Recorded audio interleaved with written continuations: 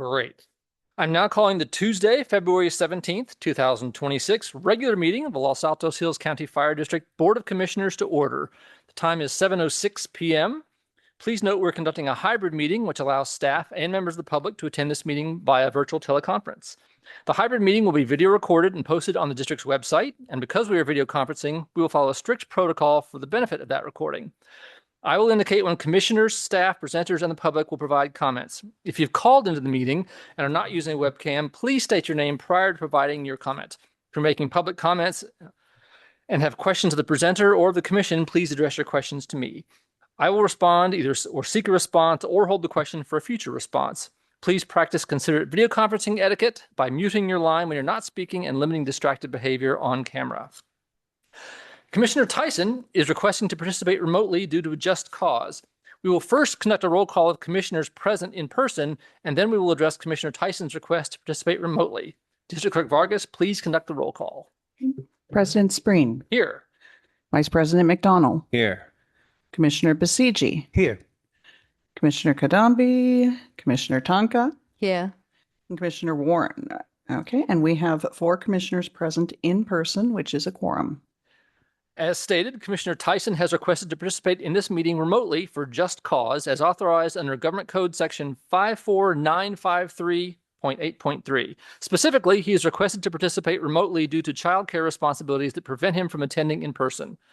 Remote participation for just cause is permitted because the requirements specified in that section are met. Number 1, a quorum of commissioners is present in person.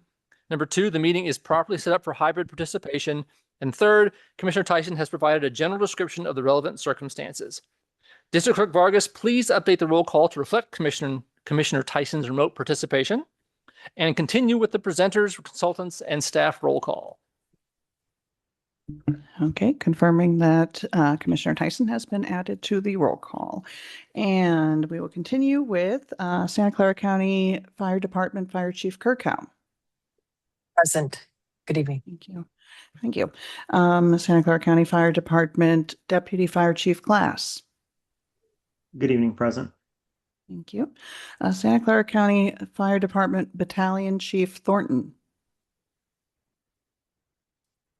I believe I saw him on the call, so I'm going to mark him as present. TRC Principal Engineer Hansel Durbin is in the audience. Thank you. Santa Clara County Fire Safe Council CEO Shallot is in the audience. Thank you. Santa Clara County Fire Safe Council Program Director Brenner Cannon. Present. Thank you. Santa Clara County Fire Safe Council Project Manager Gonzalez. Present. Thank you. Santa Clara County Fire Safe Council Project Coordinator Capuli. Present. Thank you. Municipal Resource Group Strategic Planning Consultant Scott is in the audience. Thank you. Okay. Community Education Risk Reduction Manager Gluhan. Present. Programs Planning Grants Manager Woods. Thank you. Technical Analyst Project Manager Cronin. Present. Thank you. Project Operations Manager Russell. Present. Okay. Field Manager Harmon. Here. General Analyst Georgie. Present. Okay. Technical Data Analyst Martinez. Present. Thank you. Administrative Specialist Revlar. Present. Okay. Project Specialist Risk Reduction King Rob. Present. Community Risk Reduction Specialist Stocksick. Present. Thank you. Finance Program Specialist Corpus. Present. Okay. IHFR Specialist Nazarova. Operations and Administrative Manager Fairman. Present. Finance and IT Manager Moriali. Present. General Manager Logan. Present. Deputy County Counsel Forbath. Present. There, thank you. And Deputy County Counsel Jackson. Present. Thank you. And presenters, consultants, and staff are accounted for. Okay. And then we need a second to adjust. Okay. Just a second here as we, for the Zoom technicality, we will move on. Confirming on Zoom, can you still hear us? Yes, indeed. Thank you, George. We're all good? Okay, great. Thank you. Moving on to item 2, Commission President remarks. think I've already said that. Thank you all for being here on a very awful night outside, but this is a night of significant items and some long items, so I appreciate everyone's patience. We'll move through as quickly as we can, but we don't want to give anything, we want to give everything its due respect and weight. So moving on to item 3, public comments. Persons wishing to address the commission on any subject not on the agenda may do so now. Please note, however, that the commission is not able to undertake extended discussion or action tonight on items not on the agenda. Items may be referred to staff for appropriate action, which may include placement on the next available agenda. District policy is to limit public testimony to 3 minutes per speaker, unless the number of speakers requires me to impose shorter time limits. Do we have some items? I see we have at least one here. So make sure we get the clock going. Alan Epstein, I live in the district. I have 3 topics I'd like to talk about. The first one has to do with the new fire facility. 14 months ago at Christmas time, the district felt it was necessary to put out an RFP for 2 totally unrelated projects, one I-280 and the other a new fire facility. 14 months have gone by. As far as I know, no agreement has been arranged for the new fire facility. I'm looking to find out what the plans are for the new fire facility. Secondly, 7 months ago, we talked about N5 sensors, and we haven't heard anything about N5 sensors since that point in time. We'd be interested to learn more about that. And lastly, the town of Los Altos Hills is considering whether to have a full-time emergency manager. And the greatest emergency that's likely to occur is something related to fire. So there's a tremendous amount of overlap between this commission's activities and what the town wishes to do. And I think it's important for the town and the commission to talk more explicitly about how they can help one another with regards to emergency management operations. Thank you very much. Yeah, I'll respond a little bit in saying that, I think we're all interested in those topics. The fire facility will be a continued topic, even more increasing after tonight and moving on to future meetings. I haven't heard any progress on N5s. We're all interested in that, but there's nothing else to report on that. In terms of the emergency management requests and interest from the town, that was a topic of a lot of discussion at the most recent town council meeting. I know you weren't there, Alan, for that, but I thought it was a very healthy start for a conversation. And there's clearly both the town and us will continue both our weekly collaboration with the acting town manager and anyone else wants to talk about it. So it's an active topic as we move forward. So Roger, could we get some response from staff on the RFP and the N9? Because all of us are curious what's going on. We won't do that tonight since it's not agendized. I mean, I don't think there's anything to report on the N5s. And the fire facility is a topic of discussion later on under one item, so I don't want to take it up now. What I hear is you want to hear more with the N5 topic going forward. Because we talked about it a long time ago, so it'd be good to get an update of where we are. Sounds good. Yeah, I can come back with a report at the next meeting. There's been no activity on it at this point in time, and I would just say basically on capacity of staff being the various issues that we've been dealing with. So that can come back if that's okay. Mm-hmm. Okay. Would that suffice? Okay, thank you. Any other public comments for items not on the agenda? Anything online? No, I do not see any online. Thank you. So let's see. Item 4, agenda amendments and changes. Any comments from staff on this? Do we need to make any changes? Seeing none. Any commissioners need to make changes to the agenda or staff? I wouldn't think so. Sounds good. Any public comments on need to change the agenda? Seeing none. Let's move forward to the consent calendar. Item 5. Are there any comments from staff on the consent calendar items? Seeing none. Any questions from the commission on any of the consent items? Seeing none. I'll now entertain a motion. Will the commissioner making the motion and the commissioner seconding the motion please state their names to the benefit of the recording? Procedure moves that we approve the item number 5 in entirety. Thank you. McDonald seconds. Excellent. Any discussion? Seeing none, I'm always look to George to make sure he's seeing if he's discussing as well. Any public comments? I see we have at least one here on the consent calendar items. Alan Epstein, I have comments on a couple items. First of all, item number E talks about engaging a consultant by the name of Thompson for $25,000 for training. But if I'm not mistaken, in November, another consultant by the name of Scheffner was engaged at an expense of $25,000 for training. That's $50,000 of training for a staff of 13 and a half people in less than 1 year. It seems like an inordinate amount. And when listening to the description of what Thompson is going to do, basically he's going to meet 1 hour for 10 months in succession with 5 different people. It sounds more like counseling and therapy than it does management training. Second one I'd like to talk about is the Palo Alto agreement. There appears to be an inconsistency in the agreement. One part of the agreement says that the compensation will be based upon the Cal OES hourly rate. And in another section of the contract, it says the hourly rate will be based upon the individual fire department's rates. I think that inconsistency should be cleaned up before the contract is signed. Secondly, the agreement says that the starting year is going to be $650,000, but if you multiply that times the 5 years, it equals the $3,200,000 maximum. Well, each year is going to go up because of the inflation of the hourly rates. So it doesn't make any sense that the first year's rate would be equivalent to 5 times the total. So those seems to be inconsistencies in the agreement. Thank you. Thank you. Any other comments? Okay, I don't see any. let's move to a vote. All right. President Spreen, Yes. Vice President McDonald, Yes. Commissioner Basiji, Yes.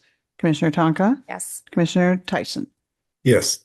All right, and the motion passes 5-0 with 2 absent. Thank you. Moving on to item 6, the fire chief report. Item 6A is the monthly report for January 2026, and item 6B is the 2025 Fire Services Summary Report for the Palo Alto Station 8. Fire Chief Perkow, if you could please provide those reports. Good evening, President Spreen, Vice President McDonald, Commissioner staff, and the general public. Before you this evening is an updated version or iteration of the Santa Clara County Fire's monthly report that has public safety response data elements embedded in the report. As a reminder, we are taking advantage of the move to a new fire reporting platform called NERIS, as well as some rotation of staff into the Administration and Planning Division that coordinates with our vendor for the monthly reports.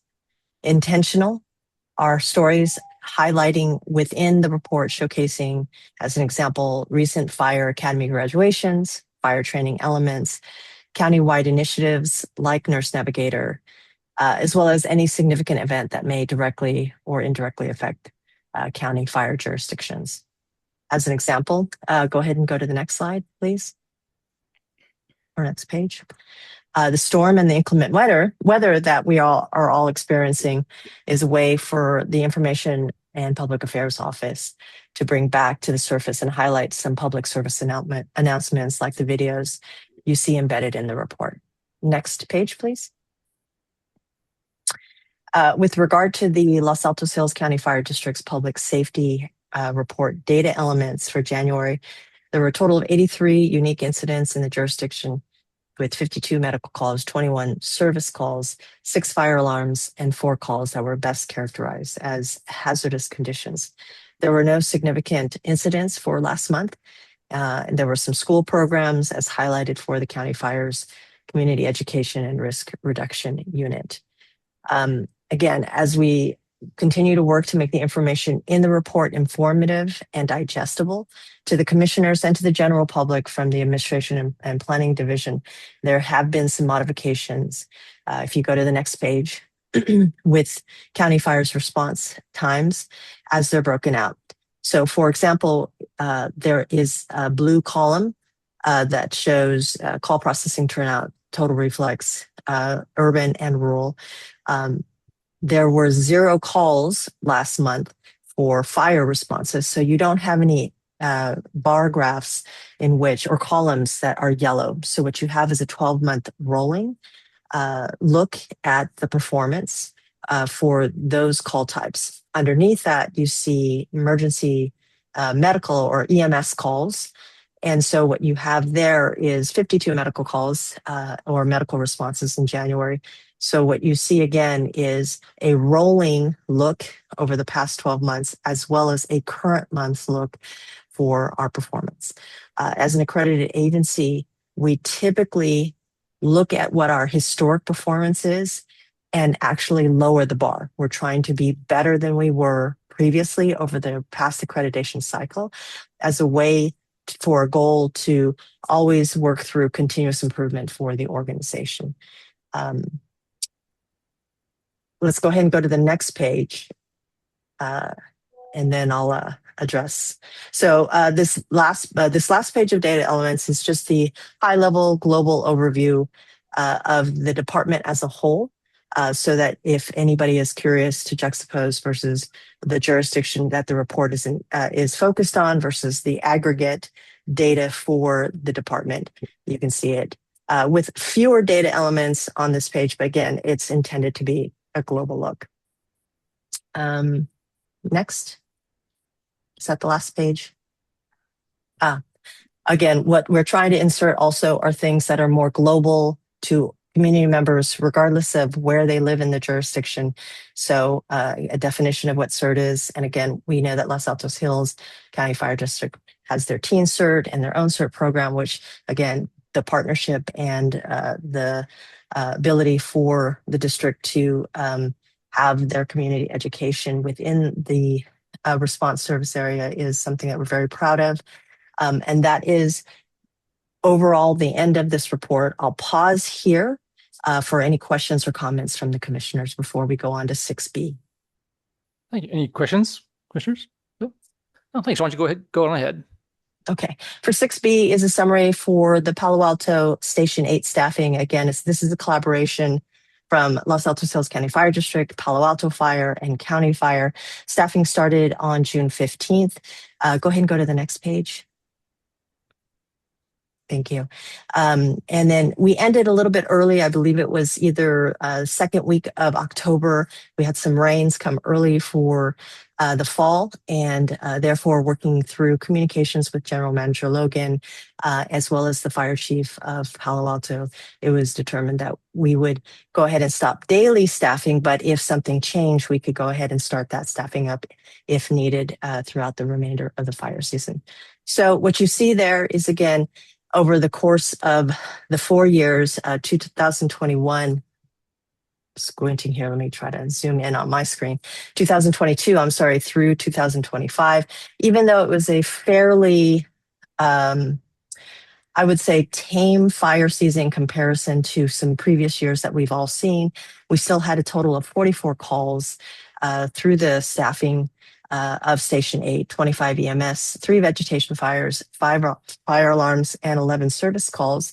You can see that it's broken down by incident type. The second table is who responded in terms of the jurisdiction. Was it in the Los Altos Hills County Fire District, or Palo Alto, or Los Altos?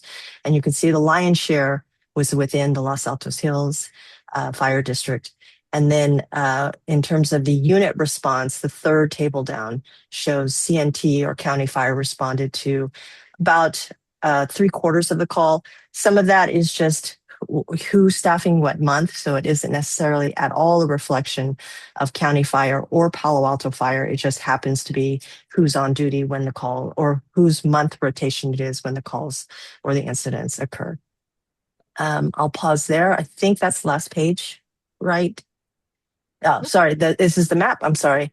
So what you have here is just, again, a high-level overview map of the corridor itself, and then some of the significant calls that occurred along that corridor based on some extraction from the reporting, the records management system. And I believe, Corey, that's the last page. Is that correct? That is correct. Yeah. Okay. So I'll pause there for any questions or comments from the commissioners. Any commissioner questions? I have just out of curiosity, what is a service call? I'm sorry, I couldn't understand what that meant. So sometimes, I apologize for interrupting you. Sometimes a call comes in from a reporting party as, let's say somebody thinks it's an EMS call, and then we get there and it turns out the person just needed some assistance. They fell down, they needed help back up, and they were not hurt. Or as an example, it could be a sprinkler or that went off in their house. We can go there and take a look. And there wasn't a hazard or an emergent issue, but we can go through and say, hey, we're going to provide a service.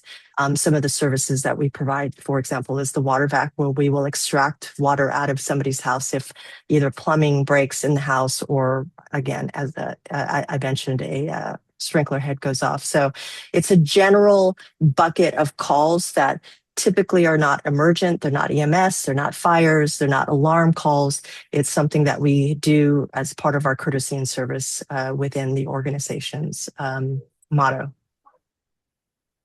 Thank you. I didn't realize that we do all that. Thank you. Yeah. Yeah, Toby?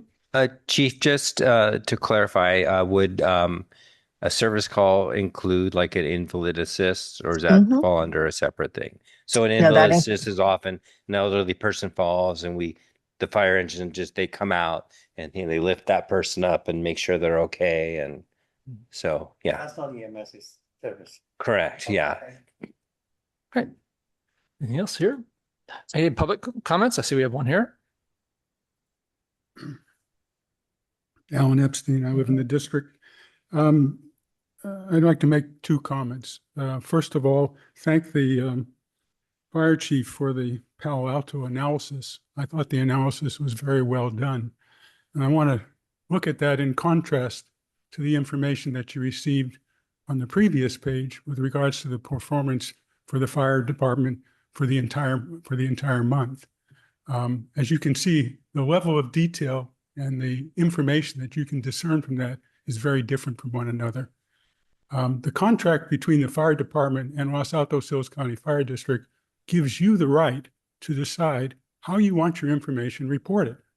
And what I'm saying or trying to say to you is, I don't think you're getting the information that you need with regards to the statistics and the performance of the fire department. And I think you should take some action to try and correct that. I think it's a beautiful report that they put together, but I don't think it's intended for a commission that's responsible for evaluating the performance of a contractor. I think it's designed for the public, and I think it does an excellent job, but I don't think it provides you the information that you need. Lastly, with regards to the Palo Alto, the report would be complete if it included the cost.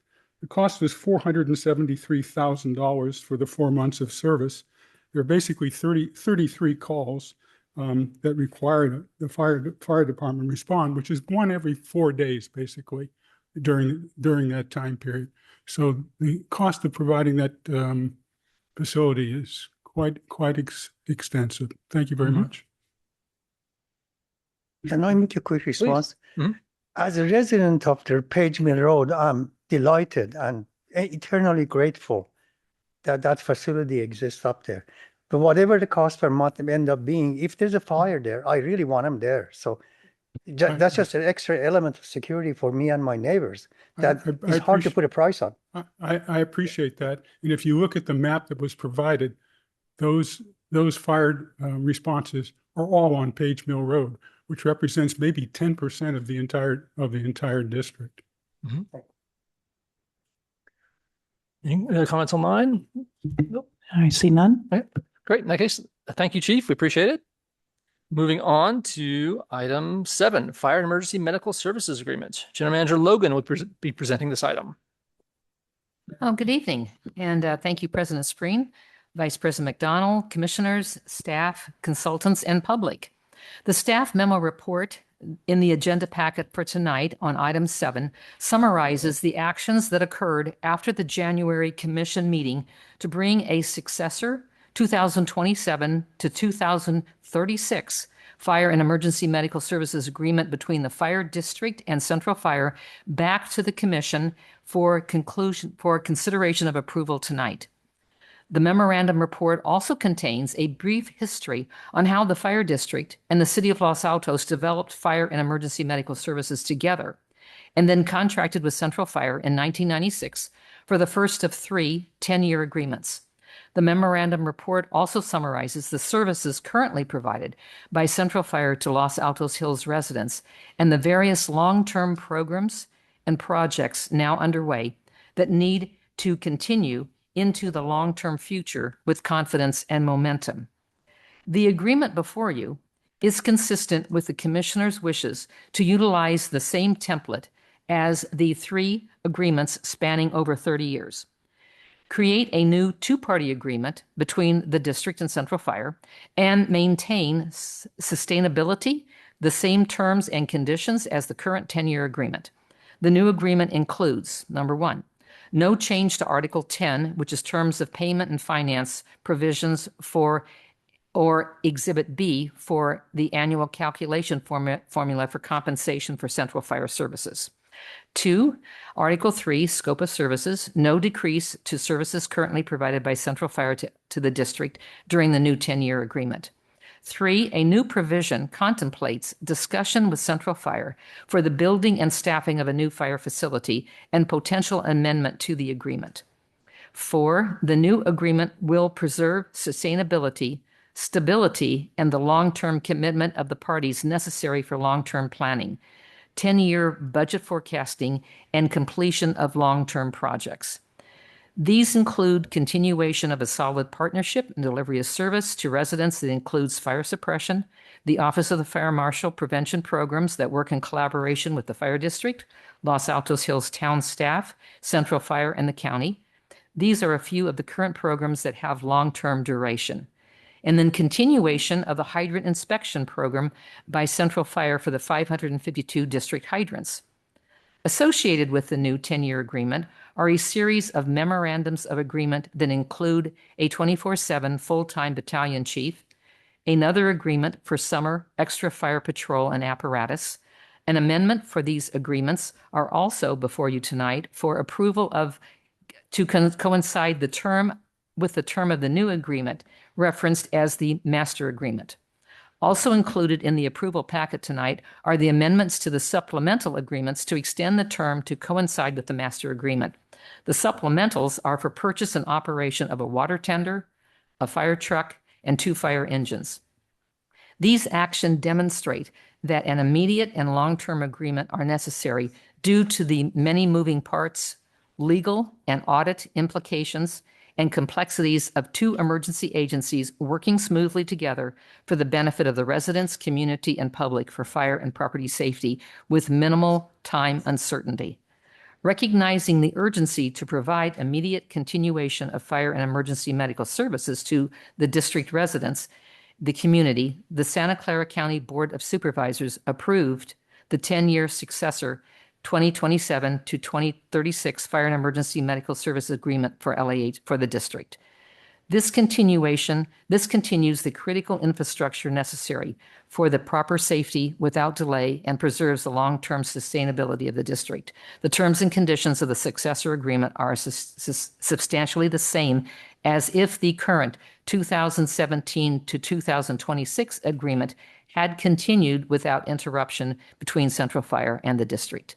So tonight, I recommend that the Commission approve the 2027-2036 Successor Fire and Emergency Medical Services Agreement, which is referred to as the Master Agreement, with Santa Clara County Central Fire Protection District. And number 2, approve the amendments to the Memorandum of Agreements and the supplemental agreements related to the 2027-2036 Successor Agreement, the Master Service Agreements. Thank you. End of report. I just wanted, out of curiosity, we had 3 partners, now we have 2 partners. Correct. And does this mean in any kind of a qualitative sense, do we get better service out of same pool of people and equipment? Or is there something that is not to be talked about? No, I don't think it's about better service. I think it's about a bifurcated agreement.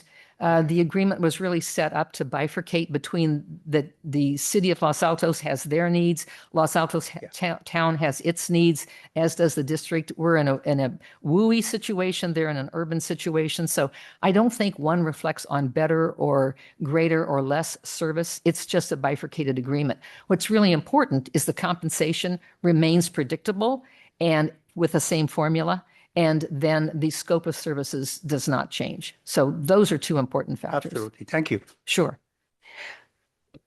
So, yeah, Jay, you had mentioned at the last city council meeting that you were still continuing talks with Los Altos, and you were pretty confident that they would come back and be party to this agreement. So what would happen in case they came back? Because you're already signing the separate agreement with the county. Yes. So let me just maybe if Chief Gerkow could comment on that, because I'm not, the LAHCFD is not really a party to that. We're just kind of bystanders.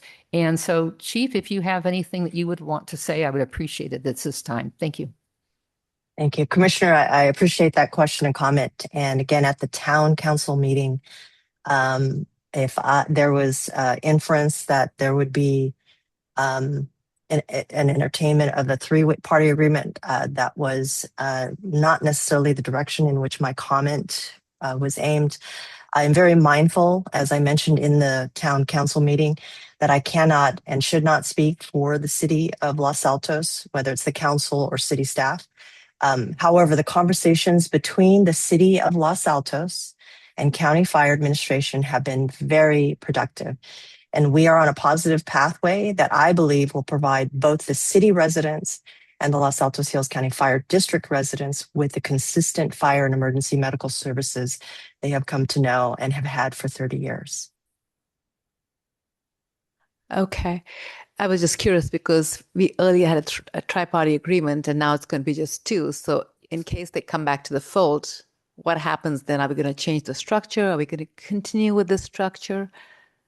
We don't know, I guess. We don't know. I think that it was designed so it could be two separate agreements. It could be separate kind of options, separate kind of discussions. But I think for us, we already have an agreement now that's been approved by our board of directors, the board of supervisors of the county, and that's offered to us, and that's what's before you tonight. And that's the agreement between the fire district and Central Fire.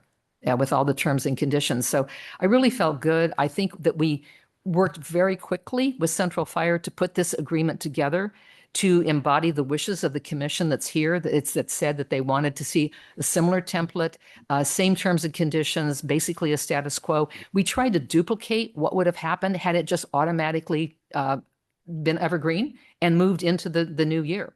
And I think we did that in pretty rapid speed. So that would be kind of how I would portray what we're doing tonight, what the vote is for, what the call of the vote is for. Okay. I mean, Central Fire by all means is the best possible partner. We all know that. That's up for debate. But I just wanted to reconfirm that there are no impacts to the town or to the district, whether it's fiscal or in terms of service or in terms of response times. Because there are economies of scale when there are two cities involved, and now we go back to one city. So you're pretty confident there'd be no impact at all? Yeah, I'm confident of that. And I think that time will play out and we'll see how the other parties then put together their agreement. Okay. Yeah. Thank you. The questions? I'd just like to quickly thank staff, both our staff, the Central Fire District staff, and county staff for doing an amazing amount of work in an incredibly short period of time, with everyone with a goal of providing stability for the residents who wonder what's going on. Here we have an agreement that is virtually identical to what we've already been running under, with no cost increases, just the standard one built in. We couldn't ask for a better way to answer residents with, if you're worried about what's changing, we've put this back to bed for you and provides existence to this district for another 10 years, really in an evergreen fashion. So I really appreciate all the work that the staffs of all three of those organizations have been involved with. So yeah, and thank you. And I think what we really have to stand on is 30 years of partnership. You know, having written many agreements, we all know what words do in an agreement, and they can be for you or they can be against you, but it's the goodwill of the parties. And we've worked so hard with Central Fire, and they with us, and with the town, and with the city of Los Altos back when they were a part of the agreements. And so I think that goodwill is going to stand us in good place. You know, I really believe in that. So. I see. I have a comment from George. You have the floor. Yes, you do. So having been the chief negotiator for Los Altos Hills County Fire District 10 years ago, this is funny to see this. It's not funny, but to see it come back. And I want to just echo what I think I just heard, to say stability and speed. This is a big deal to produce something like this. And I'm very impressed at the quality of and the speed of what's resulted from it. Great, thank you.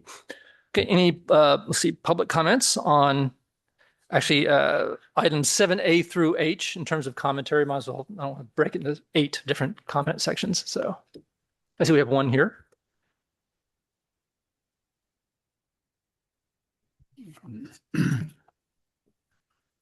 Well, first, let me say that I agree that the Santa Clara County Fire Department is an excellent partner and provides us with excellent service. Basically, what's happened is they've just taken a 3-party agreement and turned it into a 2-party agreement. And almost nothing else has changed, except some things that, in my opinion, are not necessarily favorable to the district. First of all, there was a provision that said that the fire district would be responsible for paying for any of the equipment that was necessary. As you know, I raised this issue when the district went ahead and bought $4 million worth of fire equipment, vehicles, when the contract said the district shouldn't be responsible for that. So they changed that provision to insert a little language that allows them to extract more money in the future from the district. There's no provisions in here for what will happen if Los Altos does not sign up. There's basically nothing that talks about the level of service, the ability to service it. It's just entirely silent on that matter. While there's a provision in there to work together if we ever have a new facility, there's no provision in there with regards to what happens in the case Los Altos doesn't go with the fire district. This agreement went through 10 years. It's going to go through 10 more years, and there's no changes to it. That to me is quite surprising. We haven't learned anything in the last 10 years, and we don't expect anything to be different in the next 10 years. That's just amazingly surprising to me.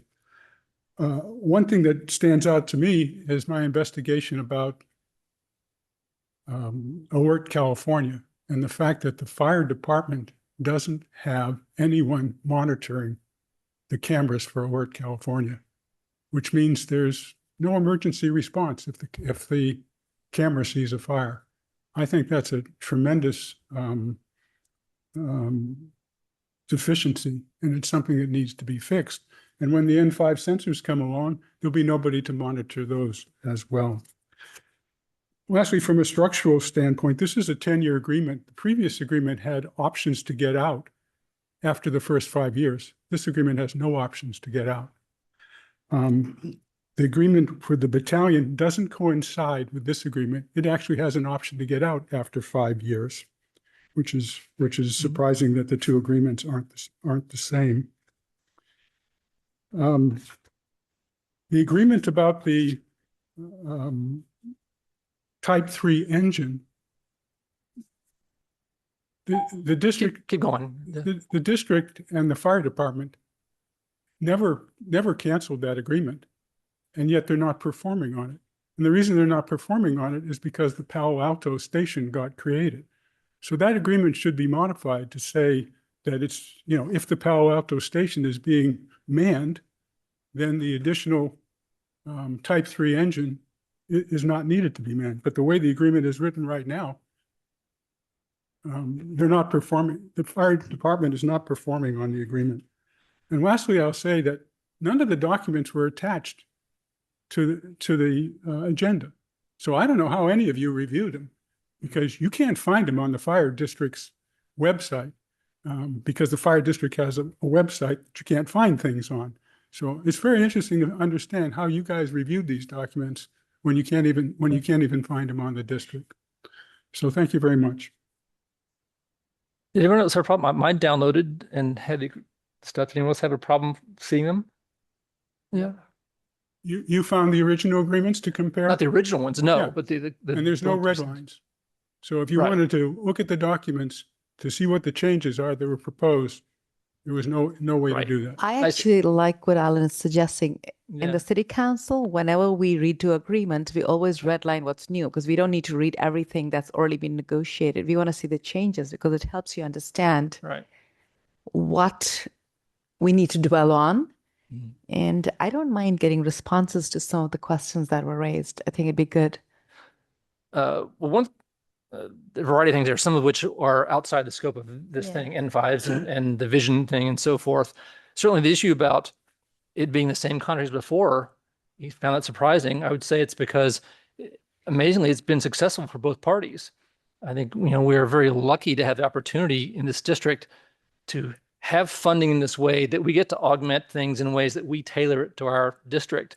And the fact that we have a cost arrangement with Central Fire that has worked for us and has worked for them, meant it was the fact that we could come up with the same agreement shows it's been very successful 10 years. Neither side has had a problem working with the other, which I think is why the level of collaboration right now is very high. No, I'm totally okay with that. I just wanted some answers to the questions that were raised. Right. I mean, there's a reason we have public comments. Right. If we don't, it's good to get clarity. Yeah. If nothing else, we're all on the same Sure. page. In terms of the 5-year agreement for the battalion chief, I think that was something we put in to allow us, if we did want to get out of that before the 10 years, that was an advantage for us to allow that. And we haven't had that desire, but that was a allowance for us if for some reason we did want to cut back on that after 5 years.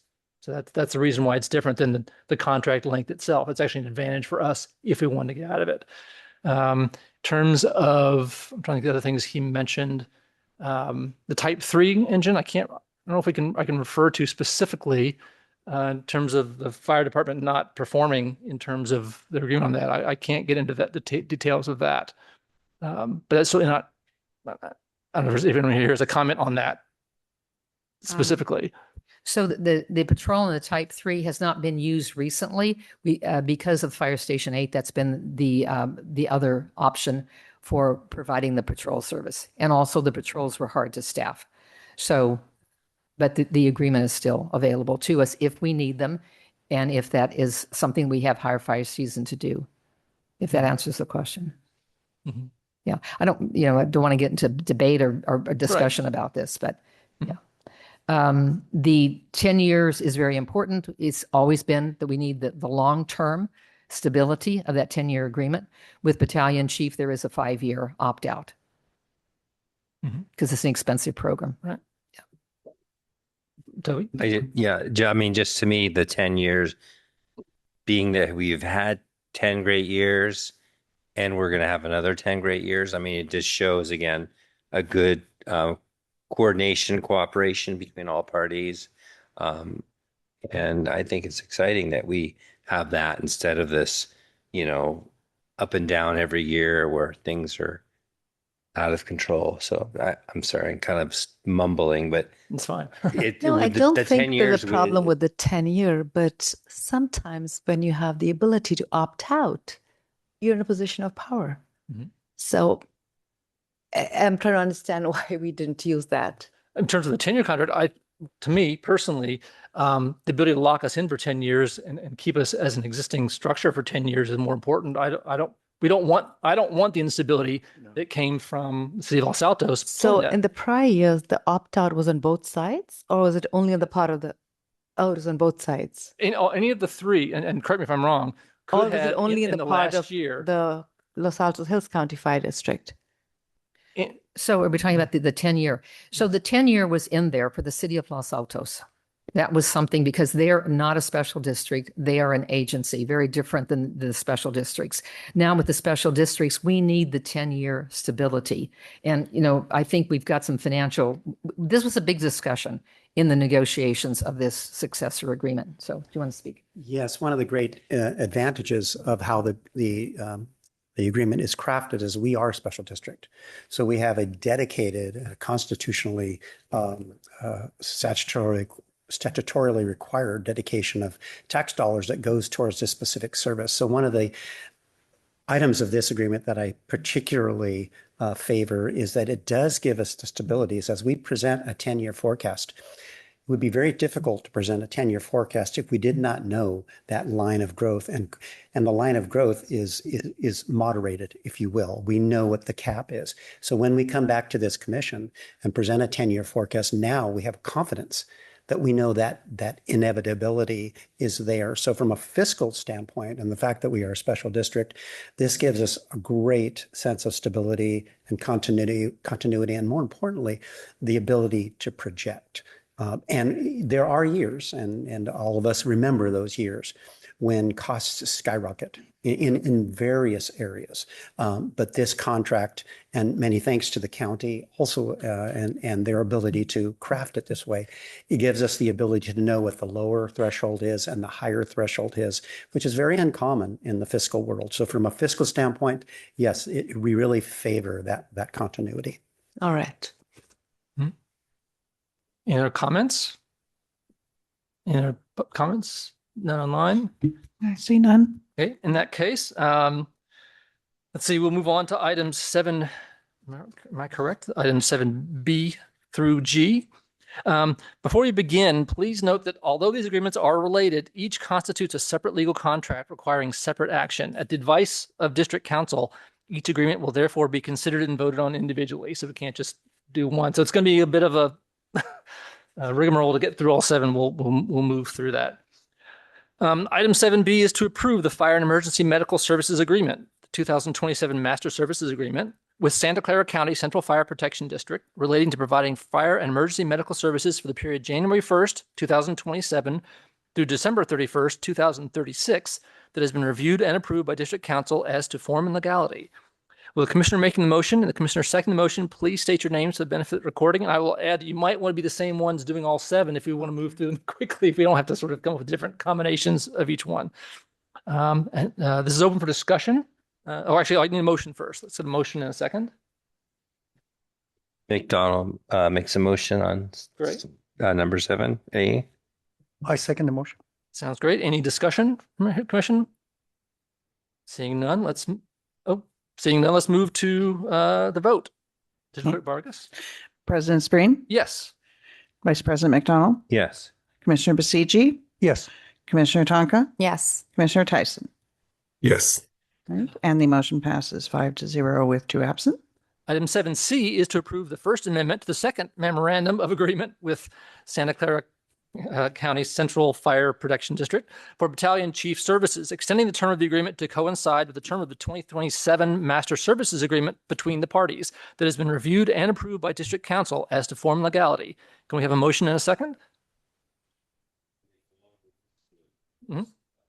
Basiji seconds the motion. Thank you. Any discussion? Seeing none, let's vote. Okay. President Spreen, Yes. Vice President McDonald, Yes. Commissioner Basiji, Commissioner Tonka, Yes. Commissioner Tyson. Yes.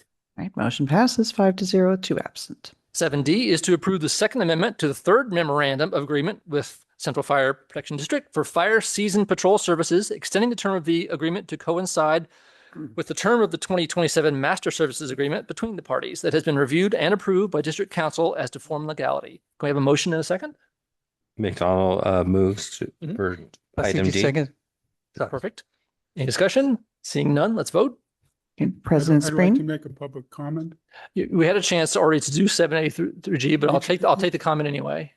Okay, this is the contract that I'm talking about. Mhm. This is the contract that says between this period of time, the fire department is supposed to provide a type 3 engine. It doesn't say you can get out of it. It's a contract that commits them to do it for a particular period of time. You should just add one sentence to it that says, as long as station 8 is open, you're not going to perform on this. But the way the contract is written right now, it says they have to perform, and they're not performing. Thank you for the comment. I'll say over the course of 10 years, the situation of Station 8 may change. So I think I like having the type 3 in the. Absolutely. Okay. Please. Yes. Great. Okay. Need a motion? Oh, I already had the motion. yeah, A we have the second. I'm motion sorry. in a second. So roll call vote. President Spreen, Yes. Vice President McDonald, Yes. Commissioner Basiji, Yes. Commissioner Tonka, Yes. Commissioner Tyson. Yes. Right. And the motion passes 5-0 with 2 absent. 7E is to approve the First Amendment to the Supplemental Fire and Emergency Medical Services Agreement with Central Fire Protection District relating to the purchase and operation of a water tender apparatus with no change to the maximum contract amount and extending the term of the agreement to coincide with the term of the 2027 Master Services Agreement between the parties that has been reviewed and approved by District Council as to form and legality. Can we have a motion and second? McDonald moves. CG second. Thank you. Any discussion? Seeing none, let's vote. Okay. President Spreen, Yes. Vice President McDonald, Yes. Commissioner Basiji, Commissioner Tonka, Yes. Commissioner Tyson. Yes. Right, motion passes 5-0 with 2 absent. 7F is to approve the First Amendment to the Supplemental Fire and Emergency Medical Services Agreement with Central Fire Protection District relating to the purchase and operation of a fire truck apparatus with no change to the maximum contract amount and extending the term of the agreement to coincide with the term of the 2027 Master Services Agreement between the parties that has been reviewed and approved by District Council as to form legality. Can we have a motion and second? McDonald moves for 7F. Thank you. Any discussion? Seeing none, let's vote. President Spreen, Yes. Vice President McDonald, Yes. Commissioner Basiji, Commissioner Tonka, Yes. Commissioner Tyson. Yes. Right, motion passes 5-0 with 2 absent. Thank you. And 7G is to approve the First Amendment to the Supplemental Fire and Emergency Medical Services Agreement with Central Fire Protection District relating to the purchase and operation of 2 fire engine apparatuses, is that apparatus, and peripheral firefighting equipment with no change to the maximum contract amount and extending the term of the agreement to coincide with the term of the 2027 Master Services Agreement between the parties that has been reviewed and approved by District Council as to form and legality. Can we have a motion and second? One more time. McDonald moves to approve. CG seconds. Thank you. Any discussion? Seeing none, let's vote. Okay, President Spreen, Yes. Vice President McDonald, Yes. Commissioner Basiji, Yes. Commissioner Tonka, Yes. Commissioner Tyson. Yes. Right, and that motion passes 5-0 with 2 absent. Thank you. And thank you to everybody, to staff, and thank you for going through all those approvals. Let's move on since we have a long night to item 8, the fiscal year 26-27 final draft budget. Finance and IT Manager Morial, if you could present the items. Yes, President Spreen, Vice President McDonald, and members of the commission, thank you. And thank you for that action. That actually probably was the most single largest action related to the budget. This will be very short. You've received the budget in the past. So the actions tonight before you are just to approve the final draft budget. If approved, authorize that we could submit it to OBA on February 18th, 2026. You have tonight the final draft budget narrative, and you have before you also the final draft budget work plan for service areas. Now, when I say final for the benefit of the public, this isn't the final. That won't come till June, but this is the final that's approved at this commission level as well. And next slide, please. What you have before you this evening is the final draft budget narrative. You have the new Exhibit A, and you have the work plan by service areas as well, and budget by service areas. We have made changes since the last report, and there is a specific reason why we made changes. We've have several discussions with the county, and the county has not twisted our arm to make trims or moderations. But in our discussions with the county, we thought it would be prudent at this point to also bring forth a few additional cost savings. And so that's what we have. We really are part of the county process. We respect what's going on at the state and county level. I attended a state legislative analyst office presentation 2 weeks ago at the state level. And the state governor is reporting one level of deficit. The legislative office is reporting as high as a $35 billion deficit at the state level. So we know that there's pressure statewide, countrywide, and countywide. So we did bring forth some moderate cost savings in this particular final draft. Next slide. So that's what you have before you. We have a very just operational 254. When we started our discussions with the county 2 or 3 weeks ago, we were off by $254, which had to do with one of their internal cost items. So we reconciled to the penny. We recently are talking to our independent auditors about their contract for the new year. I increased that by $9,000. We think their fee will be about $9,000 higher. We are currently ordering 2 or 3 more Starlinks for the group to prepare for emergencies and to have internet access. And so I know our subscription fees for Starlink will go up by that amount.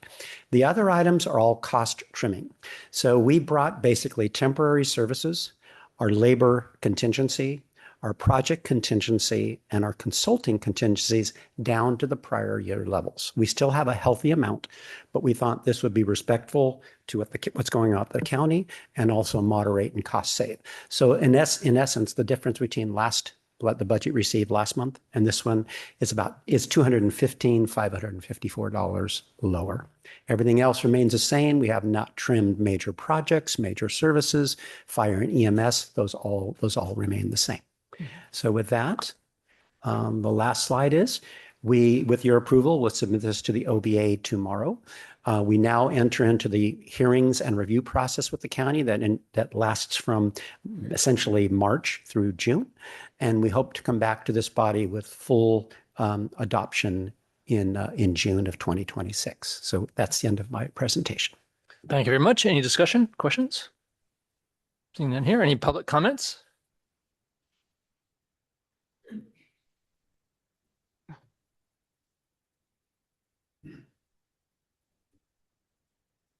As I've stated before, I think the budget is much overstated.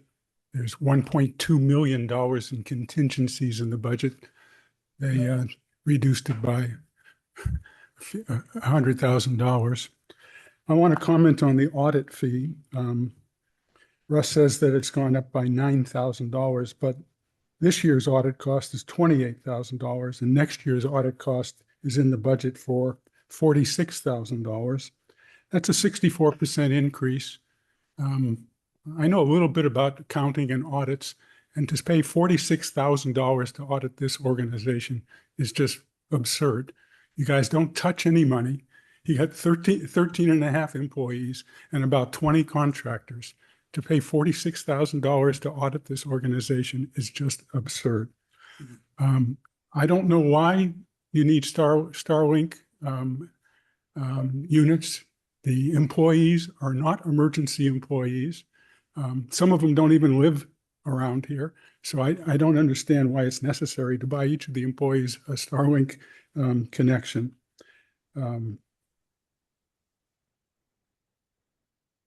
So I think some additional changes should be made to the budget before it's approved. Thank you. And if you don't mind, President Smith, please I'll respond to a couple of those items. In terms of the audit fees, the member of the public is correct. Our actual expenditures last year were much lower, but our contract allows for a higher level of work should we decide and the commission decide to have that work done. So it allows for additional capacity if needed. One example this particular year will be we've now issued with your approval this year, the new credit card, CalCard processing. And I'm happy to report that everyone's using the CalCard system. It's all automated, it's online, but we're going to ask our auditors this year to give that process an additional level of scrutiny. So our contract allows for us to punch those buttons if we want additional level of scrutiny. So we kept that in the contract just in case we need it. But we're also happy to bring savings to the table at the end of the year if we have savings. Mm-hmm. In terms of Starlink, it's not just for emergencies, although emergencies is one issue. I can take an example with Eugenia Woods and the PPG group. If they're out doing evacuation routes, if they're out in the field and they don't have internet access, they can bring either a mini, we're considering a mini, and they can bring a standard, and they have internet connection there. For any of our CER groups, anywhere they are in the area where they do need internet connection. We have one at the ARC already, but that's pretty much at the ARC. It's pretty much used by CERT, but we want the rest of the staff to have that capability if we're needed. And if in future discussions with the town, we start talking about more of a role with EOC and things of that nature, well, Starlink also can have a really important role. It's also very cost efficient. Yeah. We were purchasing two Starlinks, additional Starlinks, which we ordered this week for $389.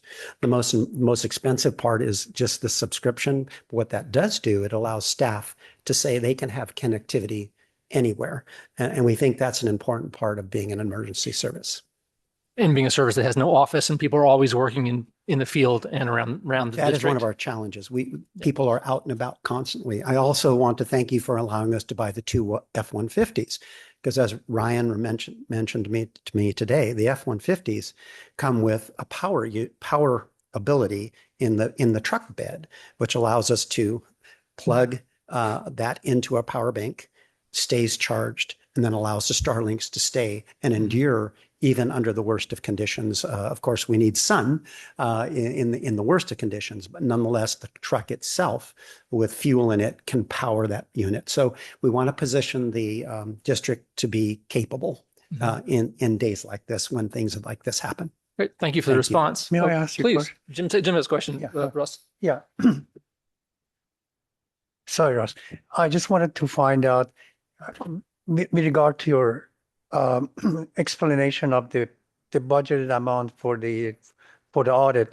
So you have budgeted a certain amount for the audit. The actual may come below that. Is that? It may. Okay, thank Yes, you. it may. And it just depends. We put triggers in the audit. And simply because I'm a former auditor, and I know that from time to time, the general manager, Logan, may say to the auditor, I want you to look at this particular area of expense. I want you to do additional work. And she can pull those levers, and I can pull those levers with her approval.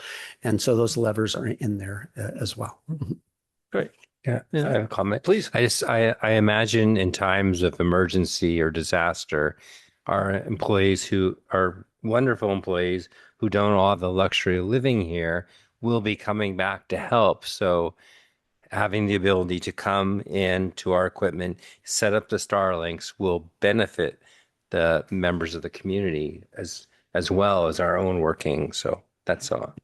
Yeah, and it will also assist in our collaboration with the town and other regional partners as well. We can set up anywhere as needed. Of course, we aren't emergency responders. That is true. But there may be other needs that we have in those events as well. Yeah, well, it's their knowledge base of the areas and the work that they've done. And the escape routes, they are part of our community, and it's, I think, very important to them. Thank you. Thank you. Any other comments here? No. Okay. In that case, let's see. We need a motion and a second for item 8A. This is for item 8A and 8B. So it is to approve the, Fiscal year, I'll get it. approve the fiscal year 27 26 final draft budget and authorize submission to the County of Office and Budget. Great. So moved, Tonka. Thank you. Basiji, second. Thank you. Any discussion? Seeing none, let's vote. All right, President Spreen, Yes.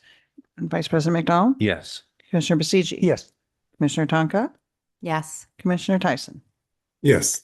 All right, and the motion passes 5-0 with 2 absent. Thank you. Moving on to item 9, the I-280 Shaded Fuel Break Project. Programs Planning and Grants Manager Woods will please be introducing this item. Good evening, everyone. We're happy to present this important and requested update to all of you. I know we're super exciting, so thanks for getting through numbers and budgets and everything else, and here we are. We have 4 speakers sharing the information tonight with you because there's many facets, and we'd like to request allowing to share the full presentation before we take questions and discussion at the end. So you'll be hearing from multiple district team members as all the service areas work together to accomplish the operational tasks, manage the contracts and deliverables, and focus on the budget and finance aspects. We'll be meeting several new team members tonight as the project moves through its milestones. The district has been bringing on additional subject matter experts from our partners and contractors. So this slide shows you all the wonderful topics that you'll hear. Next slide. Did we miss? There we go. First, we'll start with a little recap. The main details here that are the 2025 bullet points. Of course, you know the secretarial CEQA suspension was approved this summer, and we did a satellite project also this past summer. You'll be hearing from TRC, who we contracted again over the summer. It was a busy summer. We updated all our field studies for environmental compliance. We've had 3 new species in the South Bay area become listed species from the 2022 original biosurveys to this past summer. So that was exciting to be able to put that together and meet all the compliances that were in the secretarial suspension and the information that the engineering firm needed. And of course, all the hard work that with the rollover formation through the years so that we can keep our cumulative total to work on this. And finally, we made sure it was in the CWPP Annex 4 update, which is one of our important, foundational documents. And each year I add it to the CAL FIRE Santa Clara County Unit Fire Plan.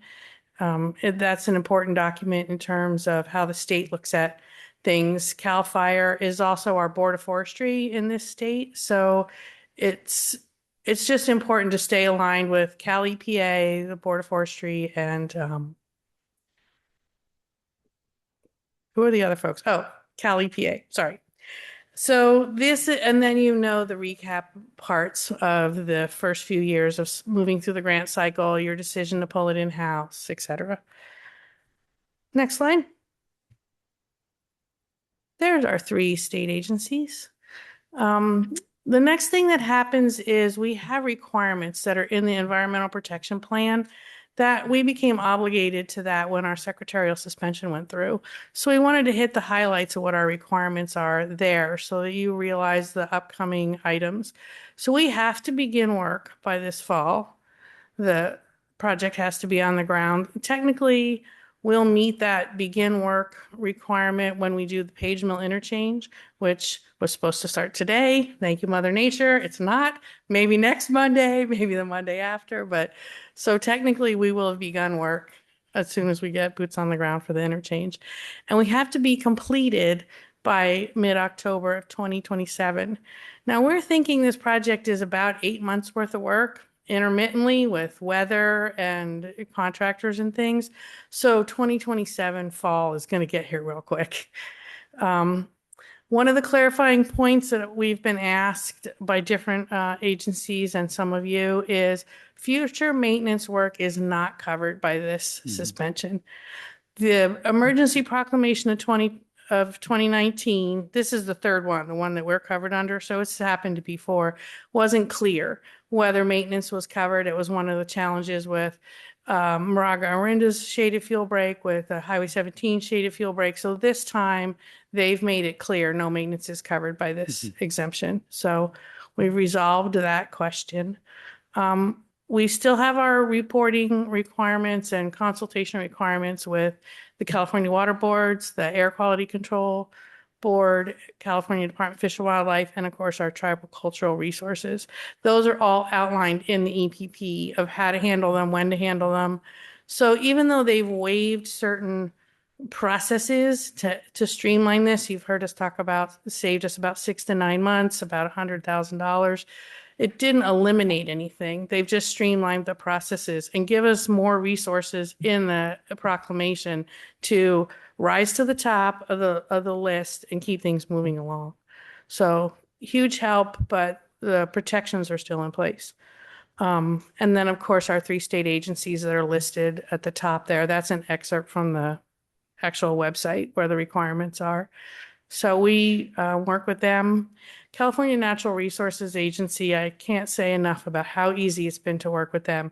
They respond to emails the same day. They take phone calls. They take clarifications. They've already updated the EPP 3 times to add additional clarifications because, you may recall that we were the first one in the county to get approved. Well, now there's a dozen in the county that have been approved under the proclamation. So each time they learn clarifications from other agencies, they update the EPP and send it out to us. They've been great to work with. So I really can't thank them enough for keeping us on track and helping just move these priority projects along. Next slide. So tonight you're going to get to meet multiple people of our team. You've heard us talk about it. As we go through the milestones, we've added subject matter expertise to handle the growing facets. Tonight we'd like to welcome and introduce Chief Skylar Thornton. He's our latest team member. So we're adding Central Fire's expertise. Chief Thornton is the Battalion Chief of Pre-Fire Management and Wildfire Resilience. He's in his 3rd year with County Fire. Previously, he was several decades with Salinas Fire. He oversees the Vasona and the county fire crews focused on hazardous fuel reduction. So when you hear us talk about trying to use the fuel crews, where they fit in, Chief Thornton is who schedules and runs the crews. He also works with our staff. I meet with him monthly to keep the IHFR projects updated and aligned with, and he works with the CER staff and the WUI and the WUI inspections and hosting public outreach events. And he's a resident of the county, so that's always exciting. We've got local folks. So super glad to have him added to our team.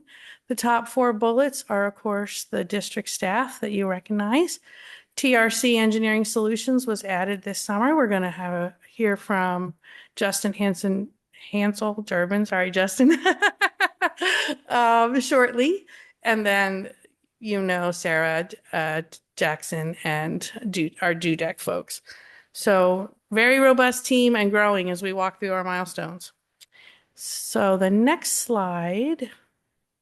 Yes, I'm going to let Justin take this one away. Thank you. Thank you, Eugenia. And thanks everybody for welcoming me and letting me have a little time to introduce myself and TRC to the team and give an update on the project. I just want to start with just a general overview of TRC. We're a national firm. We have over 8,000 employees. We have a pretty diverse set of sectors with subject matter experts throughout all of those sectors. Just a short list here. We do project management, program management, civil engineering design, vegetation management, biological and cultural resource support, stormwater, health and safety, planning, permitting. That's like the NEPA, CEQA type work, construction management, getting boots on the ground, facilitating projects, cost estimating, scheduling, data management, utility engineering, design, climate risk. There's probably more, but those are kind of a lot of the key sectors we have with subject matter experts that also overlap very clearly with the work that we're doing to support the district.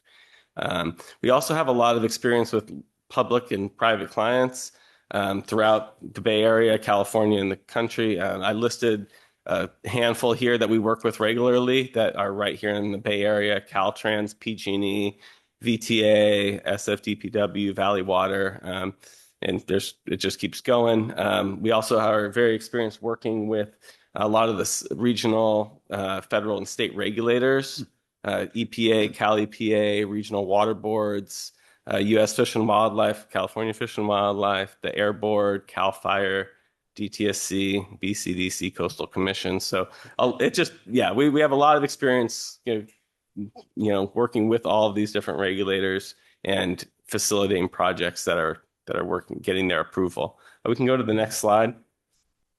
So now just diving right into the TRC team that's here to support the I-280 project. I am the civil environmental engineer and the project manager for TRC. I'm also kind of TRC with all those services where we have through our contract, we can support other projects as well. So I'm the program manager for that as well. TRC, kind of our highest priority is safety. It's why we're here today. Everybody's really focused on safety of the community and the staff. So every project has a dedicated safety officer. Dominic Norman is a construction safety expert. He's also a firefighter. So we have him on the team to make sure that we embed safety in everything that we do. Vegetation management, which is the key point in this project. Andrew Funk is a certified arborist. He's a registered forester.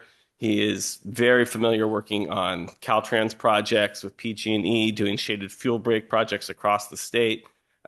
He's already been out there and done surveys of the site. And working with Caltrans and PG&E, they know him. It's been a really good, smooth process. Then for biological resources and planning, we have Vanessa Tucker, who's very familiar with the biology in the area, and she's been working with the DUDEC team, who's did all of the initial surveys to make sure that information gets quality checked, gets into the drawings, gets into the specifications, and then a plan is developed with the EPP documents so that everything's in one place and the project can move forward smoothly.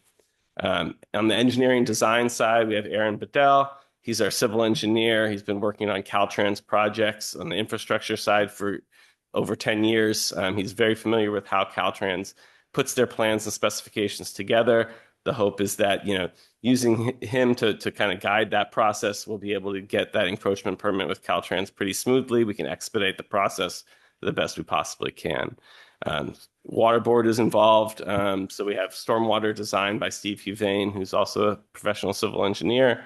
And so he's, we're not doing a lot of soil disturbing activity on this project, or any really, but there is debris being produced as part of the project. There's waterways, there's storm drains. We need to make sure those are all protected.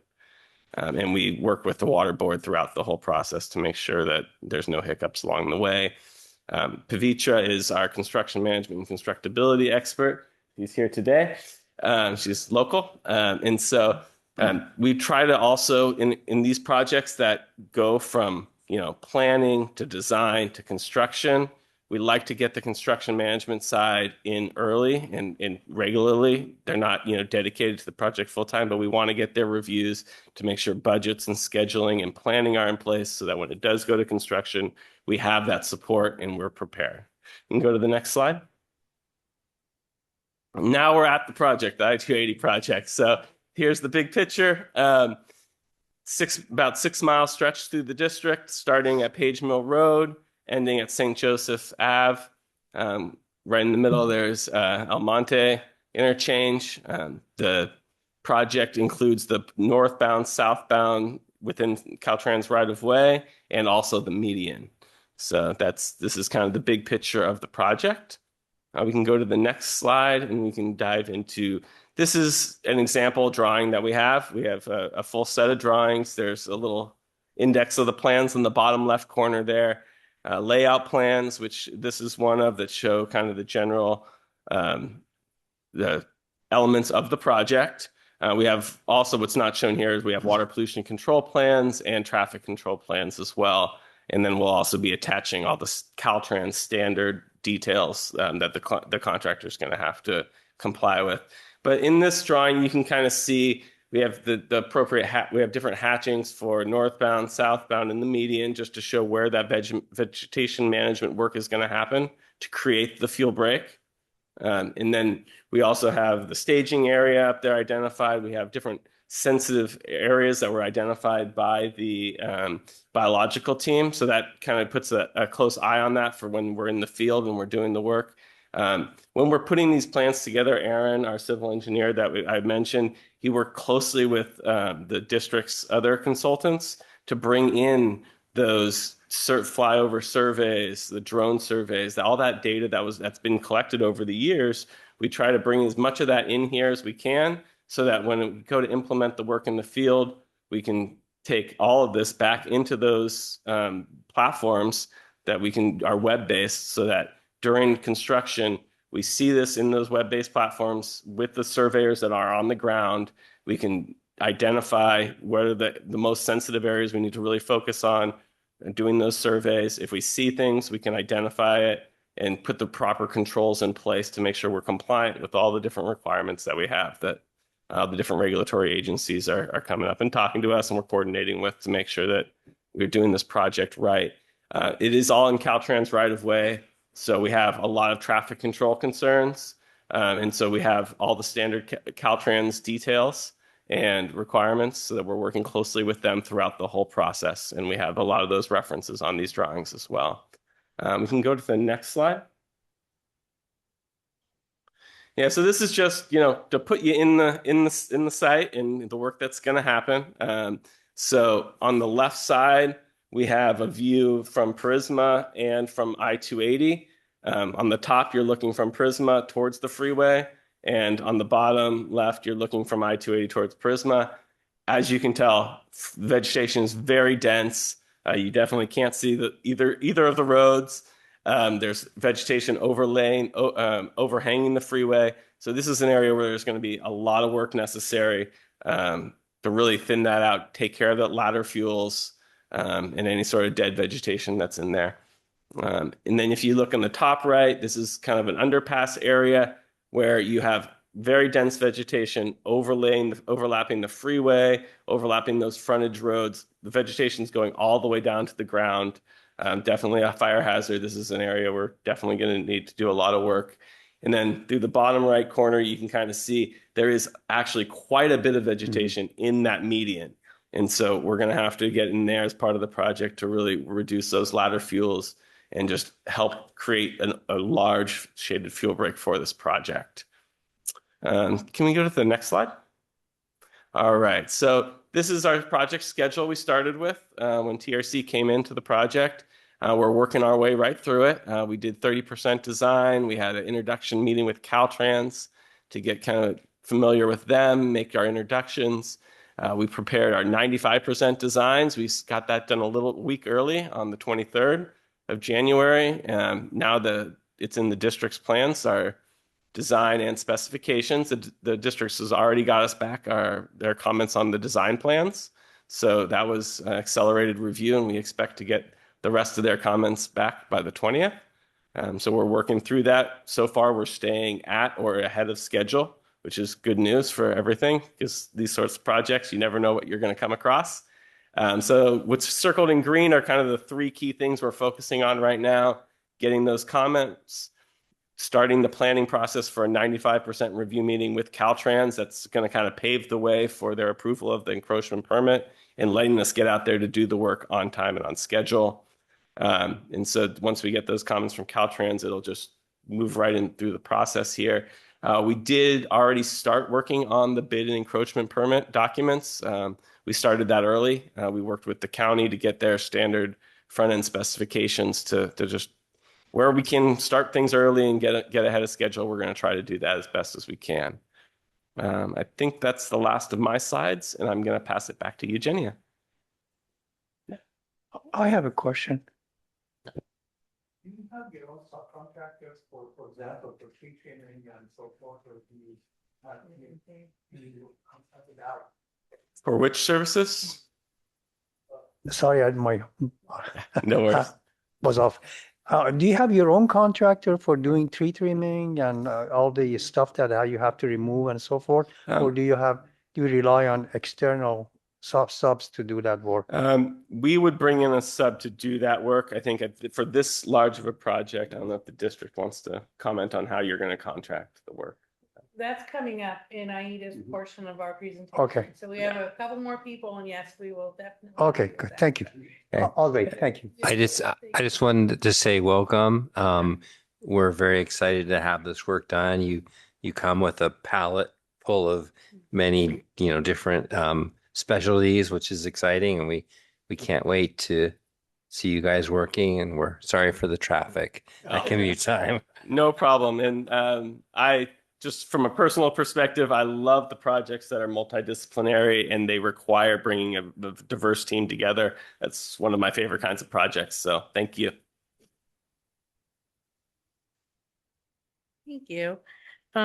Two things before we move on. You've heard us call it vegetation management. You've also heard us call it the construction phase. For us, that represents the same part of the process. So in case that comes up and it's a little confusing, talking about plans and construction, our construction is the vegetation management. And if we can go back to number 9, the one with all the photos. I just wanted to, one more, there we go. So the top left, we're looking at that from the roadside. But one of the things I wanted to point out is the connectivity. You hear me preach about it constantly.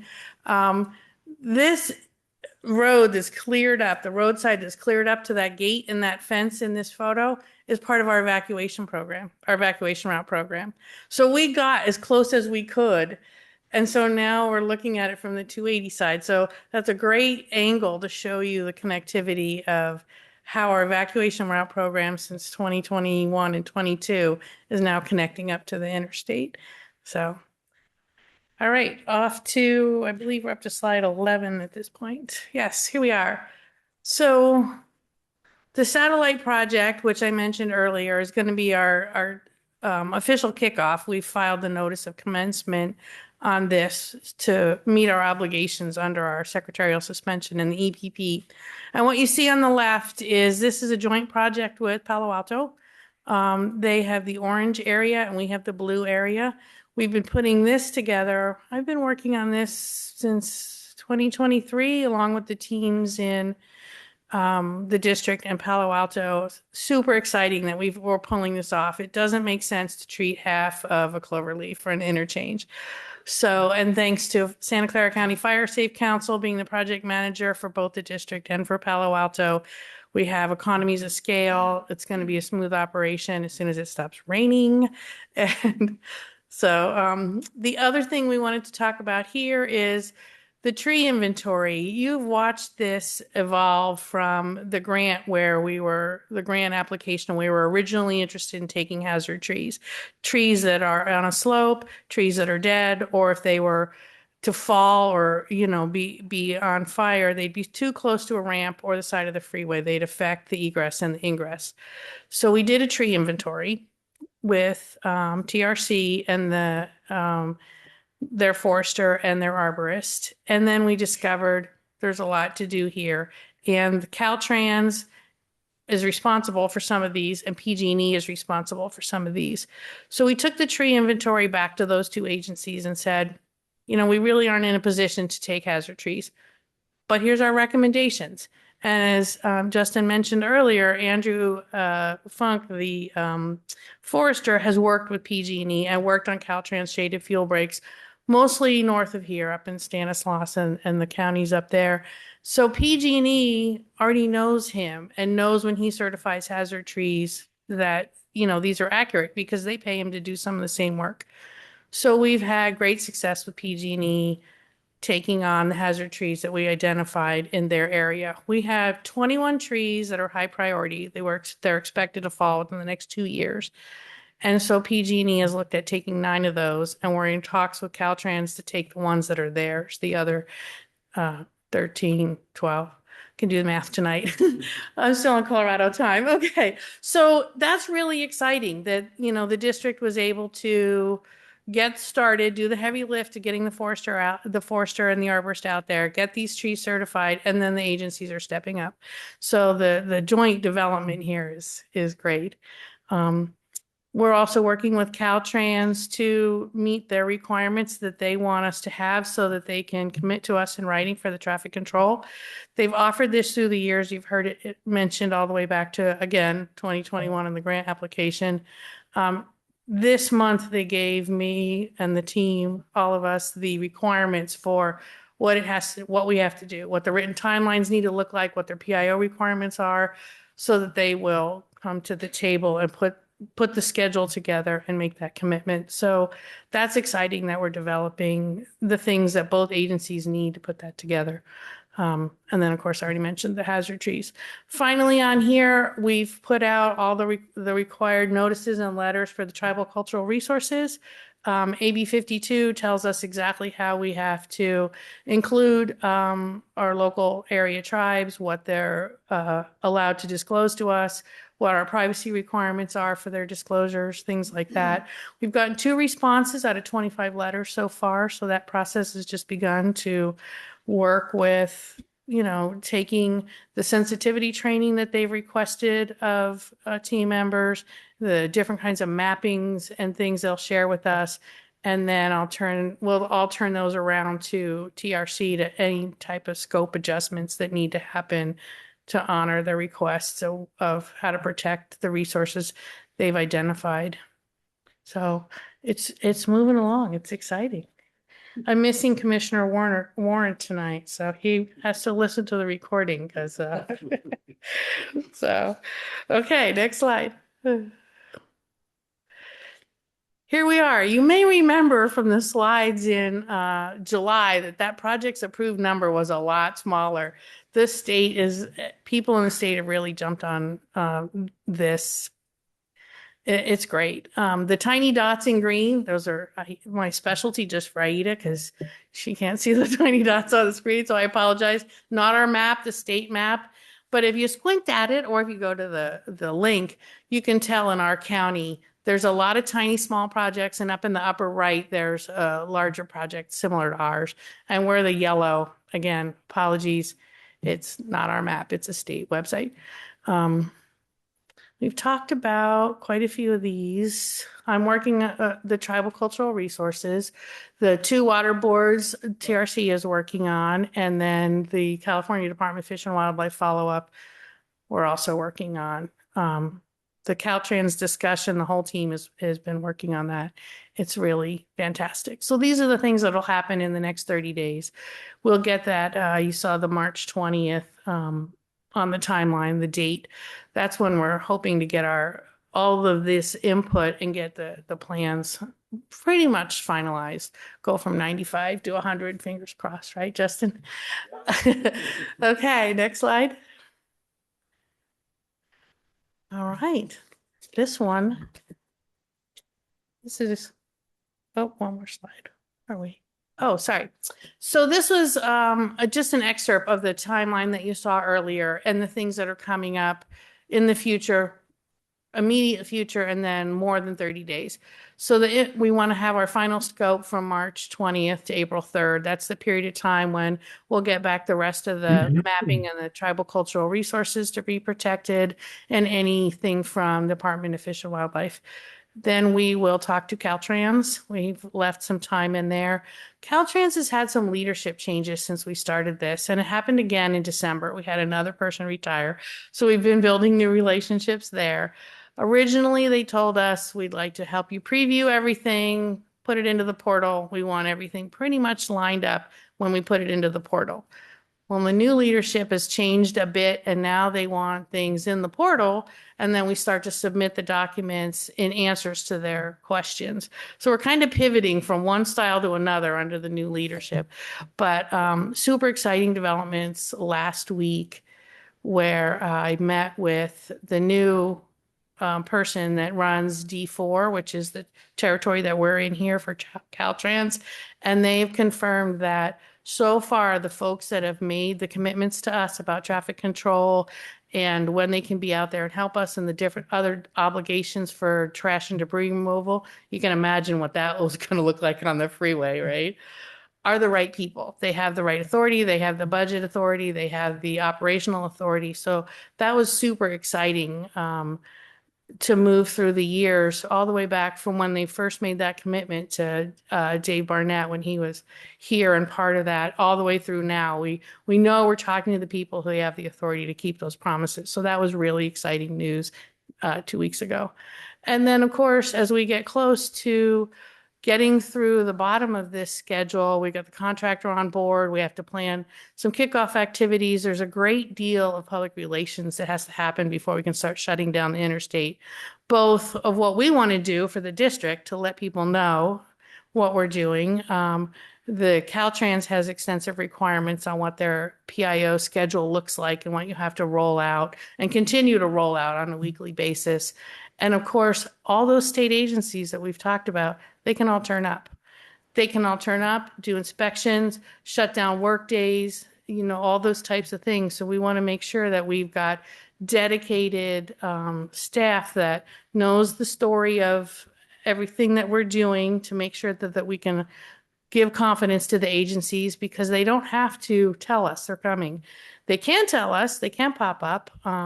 We've heard things about a similar project down in Southern California with Con Ed, where they did a huge kickoff. They even had Secretary Crowfoot come down and be part of the kickoff events.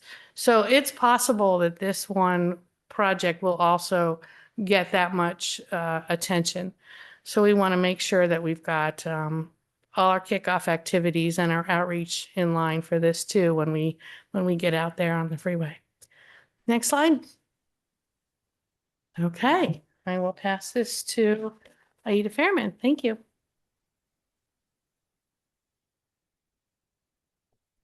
Thank you, Eugenia.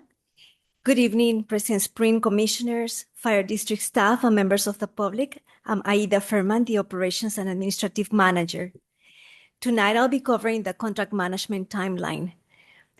Back in March of 2025, the Board of Commissioners delegated the authority to General Manager Jay Logan to negotiate and execute a PSA, a professional services agreement, with a term of 5 years. The professional services agreement was executed in April of 2025. So I would like to explain the difference between the professional services agreement before I go into the project agreements. So the professional services agreement is a master agreement or an umbrella agreement for various services, professional services with TRC solutions for technical and construction management, under which under that PSA, project agreements specific to projects, with a defined scope can be executed. So that's how the project agreement number 1 was executed. It was specific for I-280 design phase.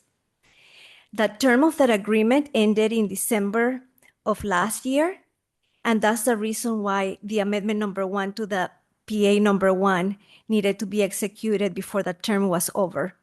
So that amendment extended the term through June 30th of 2026. So it only extended the term so TRC can help the district through the request for proposals phase.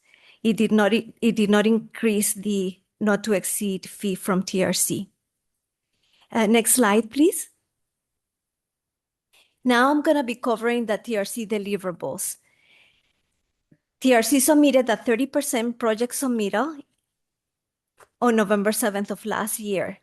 So the project submittal consisted of the first engineer's estimate and the plans. Our team reviewed the documents and provided comments back to TRC. In late December, early January, TRC submitted a 50% project submittal. That one consisted of an updated engineer's estimate, just on time before the commission meeting scheduled for January. At the end of January, TRC submitted a 95% project submittal, and that consisted of plans, engineer's estimate, and project specifications. As Justin mentioned earlier, they were on time or earlier, submitting it to the district, and we expedited the review of the plans and provided comments in early February. As we speak, TRC is addressing the comments on the plans and have updated the engineer's estimate. We're currently updating or reviewing the project specifications, and we'll be providing those comments to TRC by February 20th. I want to say that we have worked very closely with County Council through the entire process and will continue to do so. So special thanks to County Council for their guidance and advice. We're expecting the final project submittal in early April. And the request for RFP solicitation will be, our goal is to have it by April 20th and issued on the county's electronic system, so with their help, we're gonna post it there. I also wanna say that RFP has been structured in such a way that the district can ensure the award of the project, at least phase 1. So it's structured in 3 phases. Phase 1 being the southbound work on I-280, phase 2 northbound, and phase 3 the median work. So depending on how the the proposals come in, and based on the approved budget, that will determine if we can do at a minimum the phase 1 or phase 1 with a combination of another phase, or the goal is to award the entire project.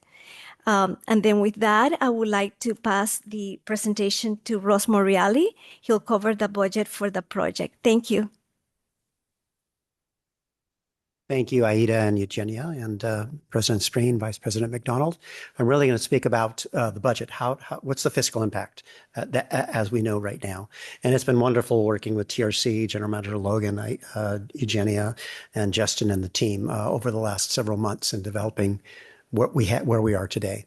I want to bring you back to the themes of the budget and indicate that what you're seeing tonight with this project is really a great example of course, I-280 being such an important part of the budget, but at the same time, this concept of leveraging contracts.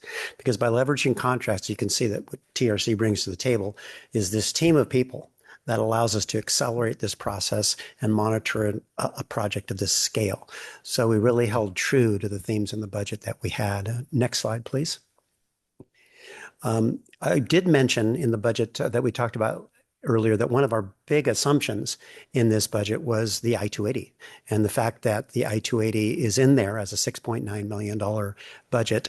But we also mentioned that we really won't know until the solicitation bids come back, the RFPs come back, well, ultimately what that number is. But I'm here to tell you this evening, based upon what Aida Fairman mentioned, as to how the RFP is going to be structured. I feel that the budget estimate that we have is reasonable. I feel comfortable with it, and I feel comfortable that the structure of the RFP will be designed such that an award can be made, and hopefully, as Aida mentioned, hopefully the entire project, but we'll find out. Those numbers are fluid. We won't know until the vendors actually submit their requests and we see that. But I'm very comfortable with the level of scrutiny that TRC has put into this design. You can see by one of those maps that you saw, one of those sketches that you saw this evening. I can tell you in meetings with TRC, we've seen in excess of 40 sketches of that type. So the level of detail work that they're doing in partitioning each segment of the 6 miles on both sides, including the median, is just really just a great piece of work. Next slide, please. So if you look at the budget that you saw this evening and you approved this evening, what we have in this budget this year is $3.15 million.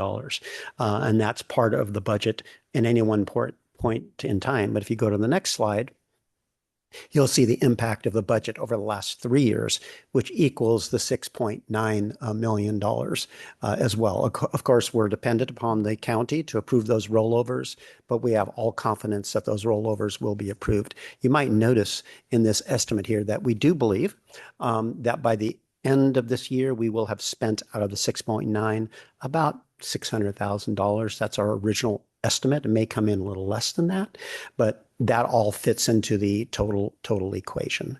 So in essence, I'm not sure that there's a next slide for finance. I don't think there is, but in essence, that is the fiscal impact, and we have a good comfort level with the budget as stated.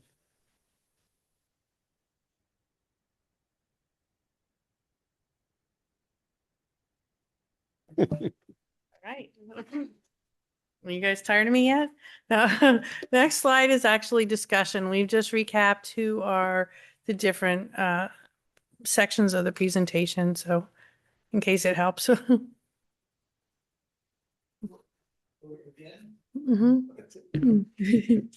I'll let others make comments before I do. Anyone else? Any comments in general? I think it's long in coming, and I can't wait for this thing to complete because of all the implication to the safety of the community, and everything else about it. And my question is, how do we judge the quality of the end product when it's all done? Do we get to a point where we can actually see that this is at a level A, B, C, or D versus the threat that the corridor has to face? How do we judge that? I'm always kind of struggling with that. How do we get our report card? That's a great question. So we've done our evacuation routes. You know, we have our network. We know what the quality of the work should be in terms of the treatment prescription, limbing up the trees, the debris removal, that type of thing. And that will be, you know, that experience from the staff and the other subject matter experts, that will be where we test and do the quality control and bring the vegetation contractors back out when we do the QC. And fortunately, we now have Battalion Chief Thornton added to it, and he's an subject matter expert in the vegetation crews. And so we have a combination of people who will have eyes on this for quality control. Do we also have a quality control process by which we can kind of more or less quantify the work that's being done versus what the gold standard, quote unquote, can be? Well, we measure the vegetation that gets removed, and upcoming in April, give you a little preview, we'll be bringing you a technology presentation with Jackson's drones and Airmetrics to show you how we measure ladder fuels and the change in canopy through the LiDAR and the drone flyovers and things. So that'll be another method that we use. The volume removed, and you will see as you drive, you know, you will also just be able to see. But one of the goals is, of course, to create a shaded fuel break. That's what we've talked about. And you've heard that we have 3 phases. So even if we the circumstances dictate we can only do one phase at a time, we'll still create the width of a shaded fuel break, even if we do, let's say, southbound, for example, plus the 6 lanes of the freeway. That'll still give us the 100 to 300-foot width, the industry standard for a shaded fuel break. So adding on the median and adding on northbound, we want to award the whole project. But regardless, even if we award the minimum, we will still have met that standard of a shaded fuel break. If I could follow up, I guess also it would help us knowing, should we see 30 feet from the side of the curb of the freeway, 30 feet into the brush cleared, 50 feet, is there like a set standard, or does that change depending on the foliage and the like ladder. how high up the trees will you trim the ladder fuels? So the ladder fuels, the prescription is to take those up to 14 feet. The width will vary based on the Caltrans right of way. So as you saw in the example plans drawing, it was thicker in some places, and so we're not treating into private property. We're treating the width of the Caltrans right of way. Now, the other thing that's adjacent to some of those areas is our evacuation routes. So we can bring you a bigger map that shows how this project touches the others. I'll use Eastbrook as an example.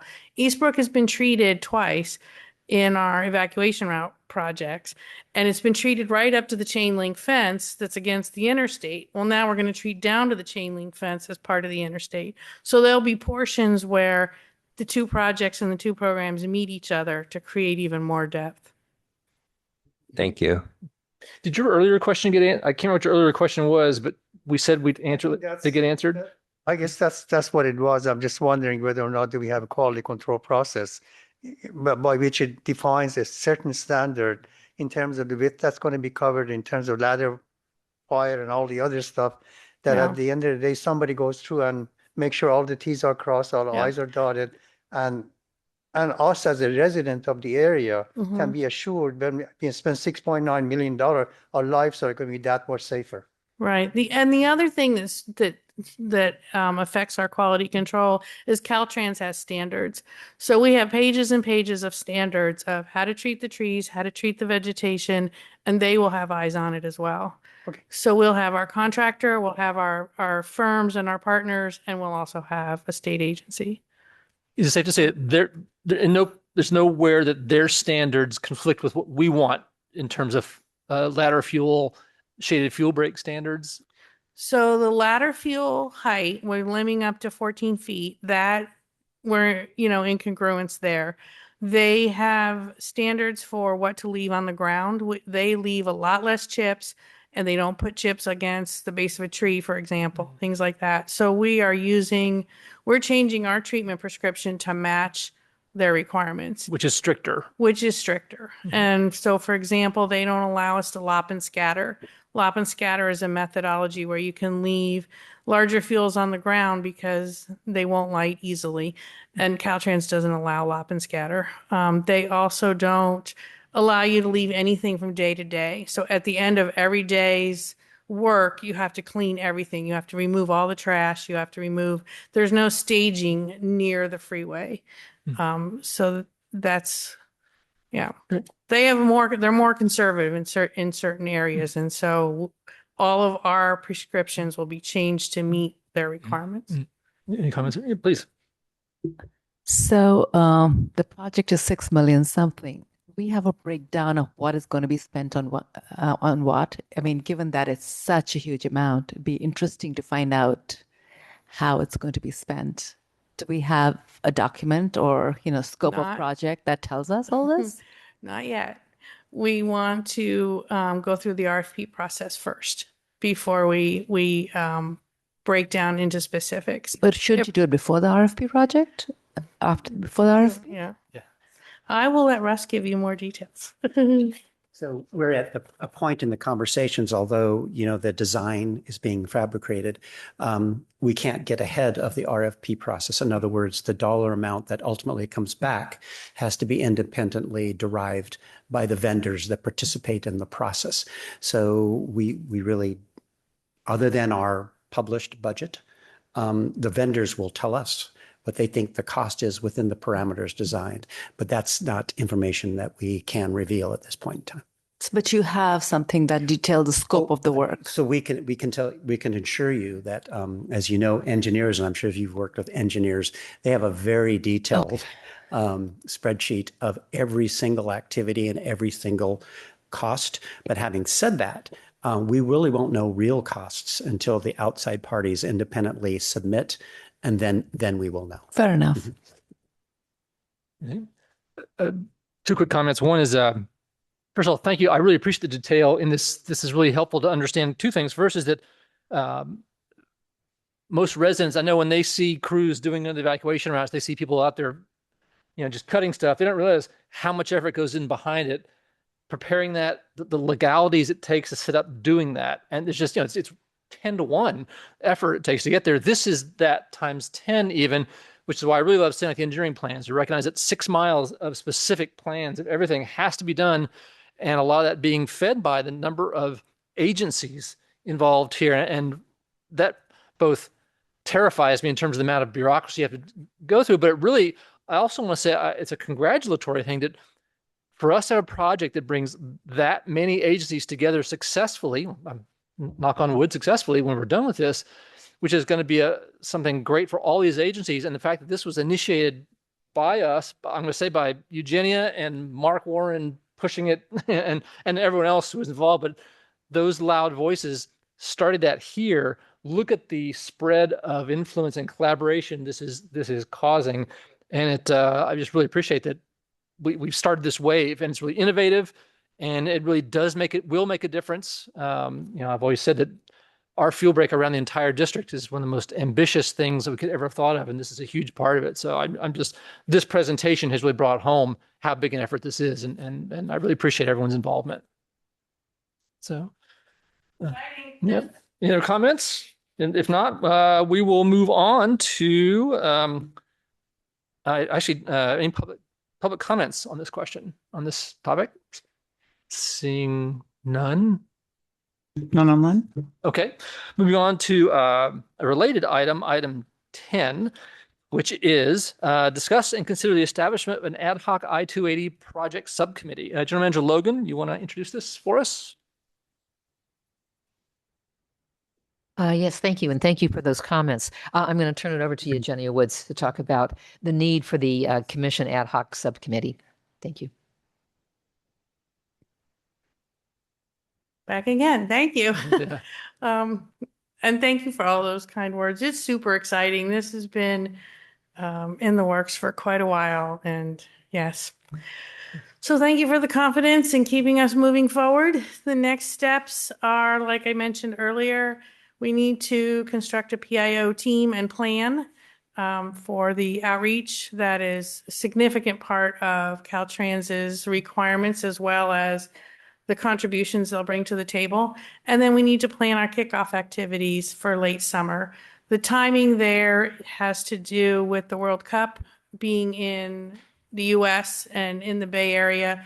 Caltrans will not be approving any encroachment permits to shut down any of the interstates until the World Cup is done in July.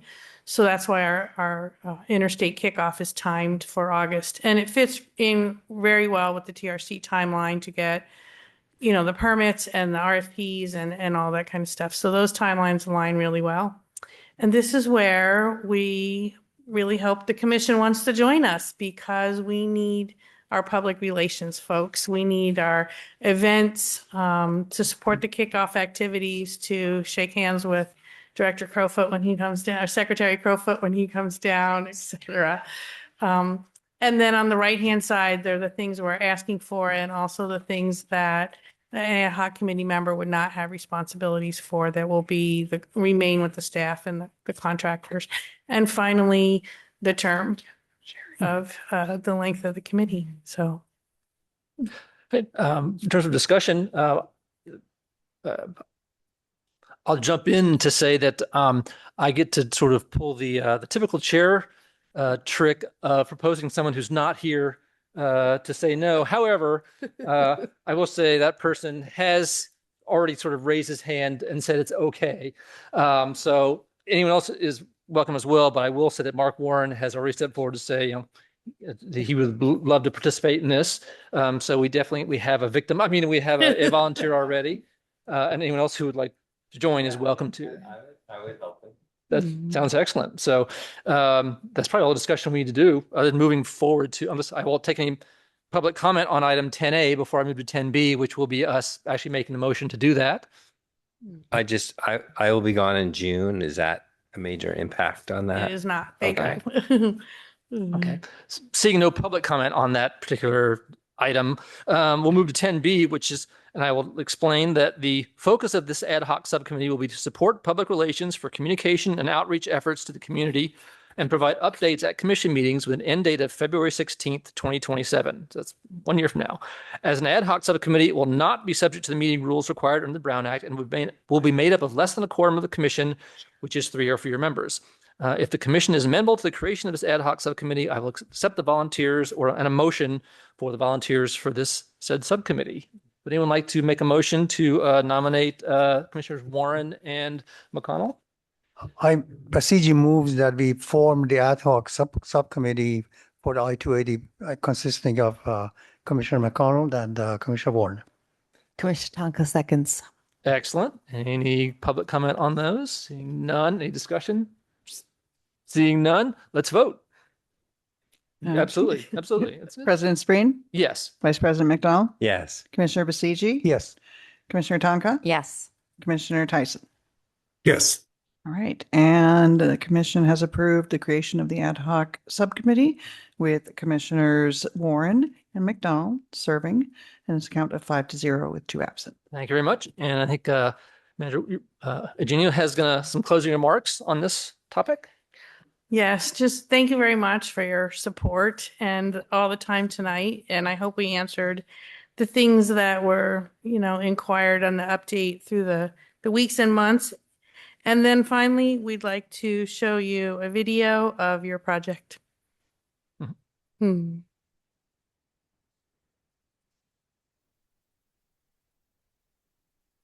Here we are, 250 acres and 6 miles.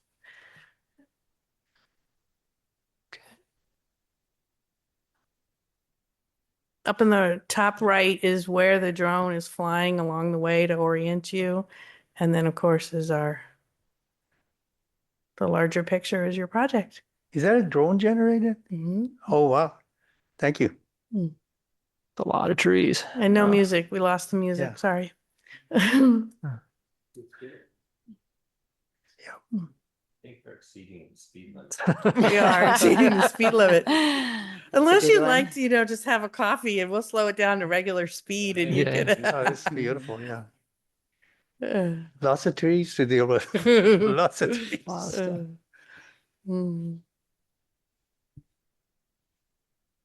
And I wanted to mention as you watch this that in our discussions with the county, we talked a lot about regionalization and we talked about benefits to everybody in Santa Clara. And I think Eugenia can let you know how many cars pass an hour on I-280. It's a phenomenal number. It's 101,000 cars a day. 101,000 cars a Through day. the El Monte interchange is where they counted that. So the impact not only in Santa Clara, but I'm sure even beyond Santa Clara County, but this concept of regionalization and equity is all a big part of this project as well.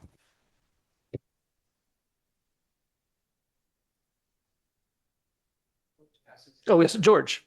Please, George, you may. Oh, I just want to say that I need to log on. I'm going to stay to watch the end of this video because it's after midnight where I am, but I'm really glad I was able to see all of this. Hey, thank you for being here. We appreciate it.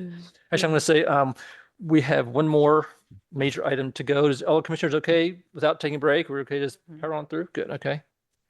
Before we do that, I'd like to make shout out to Eugenia because I've seen her at work on this various different instantiation of this project for past 4 years No, or thank you. thereabouts. So as far back as I can remember, and always diligent, always informative, always, all the way down to the very nitty gritty detail, knowledgeable about everything that's going on. But thank you as a member of the commission. No, Eugenia. thank you. You're very welcome. You're very welcome. Yeah. Thank you very much. But don't go far because we're moving on to item 11, which is the program planning and grant service area reports, which is going to be these reports will be presented by Programs Planning and Grants Manager Woods again.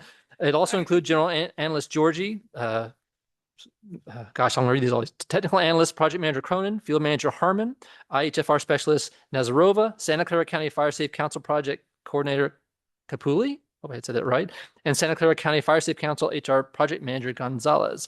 I'll say the commission here, you're welcome to ask questions along the way, but we'll take public comments at the end. And take it away. Okay, here we are, switching hats to our semi-annual reports. You remember it's February, right? So the last half of 2025 was very productive. Next slide. Here are the professional development accomplishments of programs, planning, and grants. Sorry, I'm having trouble changing gears. Here we go. So we're happy to say that staff now includes a community wildfire specialist as certified by the NFPA. So that's super exciting. Thank you, Ryan. We have 2 staff that are continuing to increase our GIS skills. And in the last 2 months, I suspect you've noticed the map quality has changed and gone up, and the slides and the variety of slides and maps we've been able to produce. So thank you, Harmon and Anya. I finished the UC Davis CEQA Practitioner Certificate last year so that we can stay ahead of the CEQA changes. And we have 2 more people who are interested in the Certified Wildfire Mitigation Specialist, at least 2, I should say.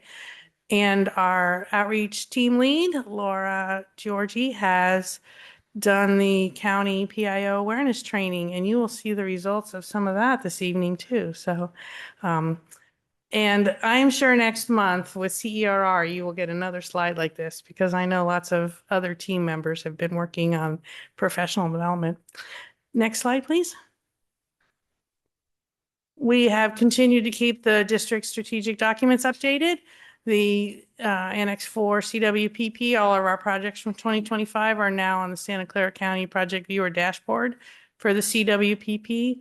And I'll give most credit to Sarah Hendricks for doing the version 20 of the chart of services along with the input from the other service areas. And you had that in your packet last month. Next slide. Okay, planning program. We are going to do, of course, more evacuation route maintenance this year, keep our connectivity, our network going. We've also got the Page Mill interchange Cloverleaf.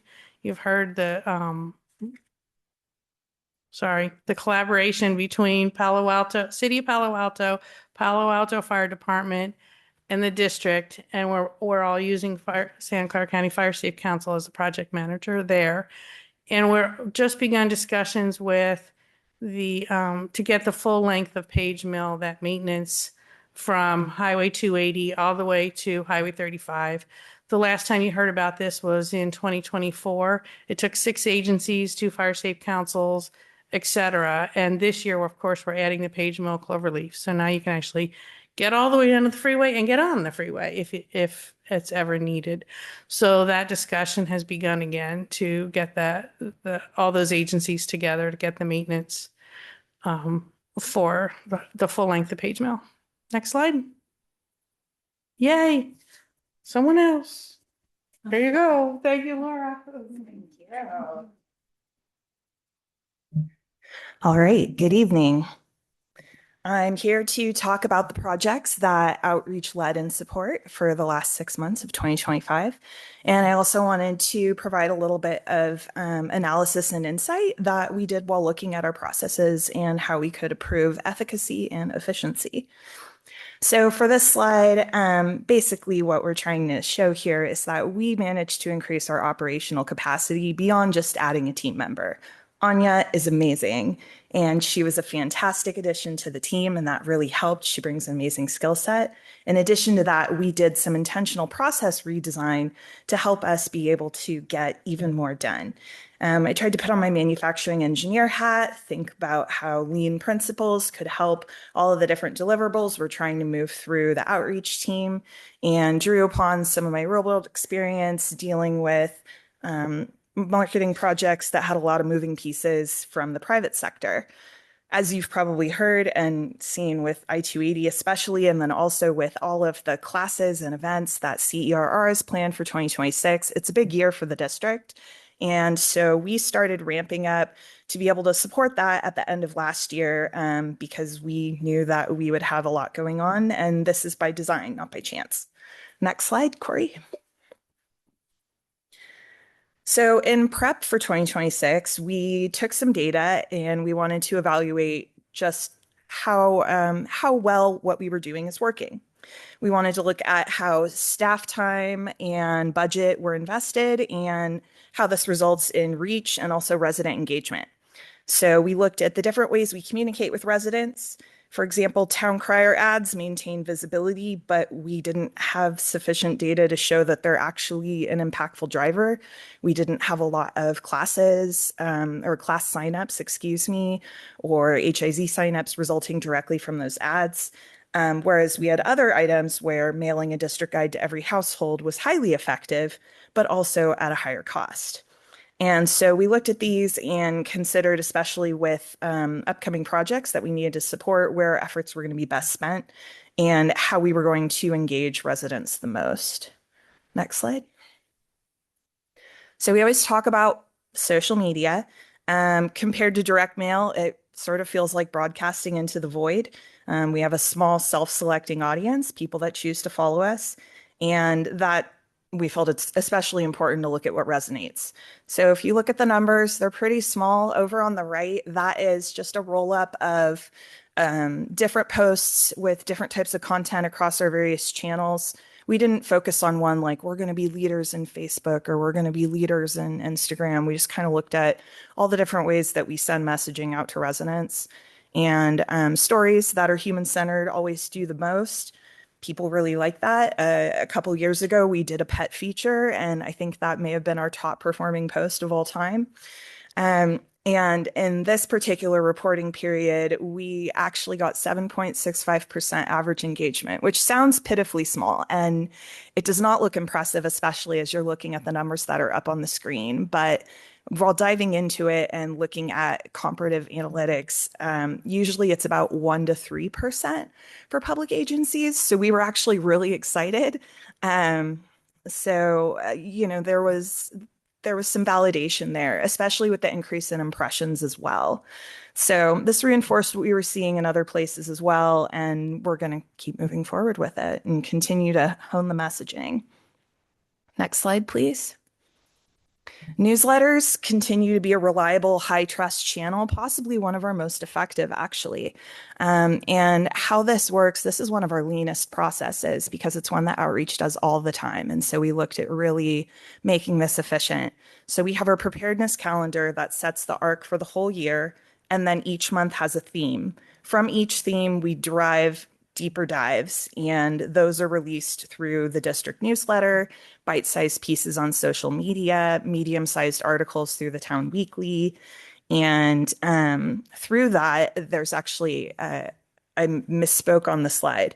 The town weekly does not reach 21% of residents. If you look at the math I was using, if we have some 4,400 households, and the town weekly's got 952 subscribers, that's probably just under a fifth of households. I know that some of the subscribers are made up of partner agencies and other folks that just like to follow the news for our area, but we were feeling pretty good about that. And we've been looking at how to increase our reach through these methods because they cost staff hours, but they are not paid advertising. And so that makes it effective there.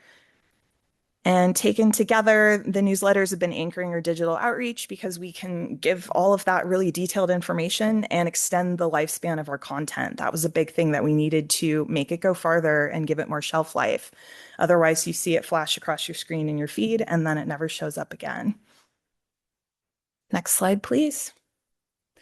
So a background about operations for outreach in general. We have our layer cake graphic here. And so this shows how our outwork reach is structured today. On the left column, that's our core weekly and monthly operations. It's basically the regular set of deliverables that we churn out week in and week out, and make sure that the district has, consistent and reliable communications going out. The middle green layer represents the additional projects that we take on top of that. And then on the top layer, we also have some future planning. And that says foundations for Q3 and Q4 of this year, but really we were looking at the whole year. We had to limit it for the scope of the presentation. But we've been juggling the three and really looking at how we can make sure that there's enough balance. Next slide. So from that middle band, those extra projects that go above and beyond social media, newsletters, website maintenance, etc. The honeycomb graphic shows a sampling of the different district service areas and teams that we've supported. And the full project list is actually on slides 15 and 16. I won't read them to you and you'll see why. But the takeaway here isn't just that we can multitask. Why it matters is because we've been creating this model so that we can address critical district needs as they arise, take on these extra projects to help the other service areas, and also continue to deliver what's normally expected of the outreach team without any disruption to the public. And so this flexibility allows us to be responsive to new conditions when they arise. For example, next slide, please. I wanted to highlight our Spanish collateral language project. This is with the support of CERR, and also County Fire has helped tremendously with translations. And so what happened here is that there was a critical access gap for residents and contractors for communicating. There were a few incidents where it was observed that some extra education could really help better outcomes for residents. And there was resident feedback that they would love easier guides to communicate with landscapers. People who are DIY also needed an easier way to understand some of what comes naturally to us, but can be technical jargon to others and a lot of numbers. And so we've been building different resources as we go. And this was something where the incident happened, I forget what month it was, but we were able to, within about 8 weeks, get a special piece of collateral out, have it translated, distributed around. And this helped meet the need that the IHFR team was observing. And also, I believe CERR had received some requests. And so our big objective has been to be able to be very, very lean and be able to take on extra projects like this, which are really exciting because these are the ones that meet needs that come up where residents want to feel heard. They want to see results in a timely manner. And so this has been a big goal, is to just being able to increase that green band of capacity. Next slide, please. As promised, I won't read it, but at a high level, all of these organize into a few buckets: safety campaigns, advertising district programs, public communications, distributing content via the web, digital and print platforms. And then there is some capacity planning and professional development mixed in there too. Next slide, please. And the next one, sorry. So lastly, I wanted to talk about the PIO awareness training that I took back in November along with D. King Rob. And so we each had different takeaways from the program. I'm going to talk about mine. This was recommended that I take it for our communications. And I found the class super fascinating. To be sure, it was awesome. I could talk about it all day long, but I won't. The 8-step model in the lower right corner was hammered into us, and it really helps while you're crafting messaging. And the other thing that they emphasized was delivery. So they talked about how every message should have a single overriding communication objective, 3 points that support it, and then returning back to that and emphasizing the original point. I have applied that structure to this presentation this evening, so hopefully that feels familiar and that I was successful in that. And this has been a live example of the framework in action. I thought this was a great opportunity to apply what I learned in class and to deliver a better report, hopefully, and also just demonstrate that training like this really pays off and we take it to heart.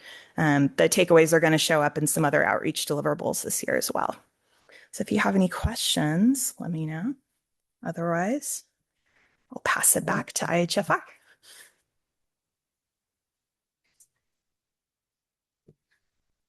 Here we are again. Field operations. We get to pass this one to field manager. Next slide. Actually, we're going to start with Ryan Cronin on the chipping program.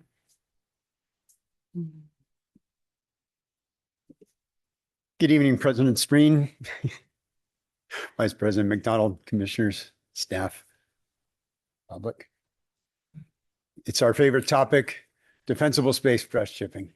I'm not expecting you to digest this entire screen right here right now. It's available in your packet, but we're going to go through different components of this. What's important is this table continues to grow, and that's great because we are gathering more and more data. We now have 4 years presented to you of quarters 3 and 4. And so the more data, hopefully the better the data and the better we can see our trends and see what's performing. Speaking of gathering data, there was a question raised, or there was some confusion, well, not confusion, there were some inconsistencies in how we are measuring volume. And so during this last quarter, I did a field trip out with our crews, and I want to clarify that we are consistently now making sure that we measure our volume by, it is a physical measurement of the pile before it's chipped. So it's kind of squared up and we go length, width, height. It's a little bit fluid, but at least it's consistent, and that is how we are measuring volume. With some of our changes that we'll get to in a bit as well, we are more consistently taking our chips to recycling. And so we're not leaving as many chips. We're no longer broadcasting and such. So we have another metric where we can start measuring weight. But for consistencies and historical, we're going to compare like by like, and it's going to be that sort of volume. All right. Have the next slide then. Question, you're doing less or less leaving it on the ground. Is that because residents are asking differently? No, that was kind of a policy change that we did, and I can address that when we get to our volume. Yeah. Okay? Sure. All right. So first, let's talk about our residents served. You will see this year and this semi-annual, we had the highest ever. July has been 140 residents served, higher than any other previous year. And the trend continues that more and more residents are partaking in our program. 2025 is the highest number of residences. Consistent growth, programs doing really well. So the next slide was just present this graphically. 2025 is actually more than 2023 in that slide. It's just so the perspective might be a little bit off, but 2025 was 602 as compared to 561. So it's not much of a change, but we continue to see large growth. You can see kind of the general trend as well in participation. It looks like, the later portions of summer, the height of fire season, we get more participation. As we tend towards the holidays, it kind of drifts off a little bit. Nothing too surprising there. All right, next slide, please. All right, so here's the volume. So let's address that question. Volume is way up, and again, during the highest threat months, right? So in the later portions or second half of the summer, 2023 continues to hold the benchmark for volume. And that was that crazy windstorm we had when the trees were down on the freeway. And so I expect that it will probably hold that record for a while. All right. So again, with volume, so as we were becoming aware within the valley, we had a few spontaneous ignition fires. The most significant one was down in Monte Sereno. There was one on the hill that burned for a week. It took $100,000 to clear it out, and a gentleman was just accumulating chips and piles of chips don't know the real nuance as how that was, but fire crews, they were cutting 12-foot tall trenches through his pile. All right, so it's an incredible amount. So we were concerned with, well, what is the depth that we should be at and or up to? And consistent with CAL FIRE's recommendation, we decided, well, about 3 inches of chips it works well to keep the weeds down, but it's not enough fuel that if it ignites, that it's going to create flame lengths of concern. So we went consistent with a 3-inch depth of chips. Now, there are those that want to keep their chips, and that's fine. So we incorporate that. But as a general offer, we are going to chip and haul because we've kind of reached saturation within the hills. But if we have an avid gardener who is using their chips appropriately, we interact with them, make sure that they have an understanding of, we need these chips distributed. If it was, say, I'm going to say September, where you might get a little sprinkle, you might wet your chips. If you want your chips left, if we left a pile and they got wet, that would kind of be the ideal time for a spontaneous combustion. So we want to make sure that they understand our intent, and if it, yes, you've got some bare areas, great. So we don't always haul those chips. That's our intention. With that, also, we have a strong requirement. Our providers have to take them to a certified recycling center so that, and they have to be within Santa Clara County. We're not shipping them out into the valley. It's just really best practices for that. All right, so again, back to our volumes here. We can see volume is way up consistently over the years, just at one spike for 2023. Good production. Next slide. Here it is graphically. So in this case, absolutely, there's that 2023 spike. And I think that'll remain our champion for quite some time.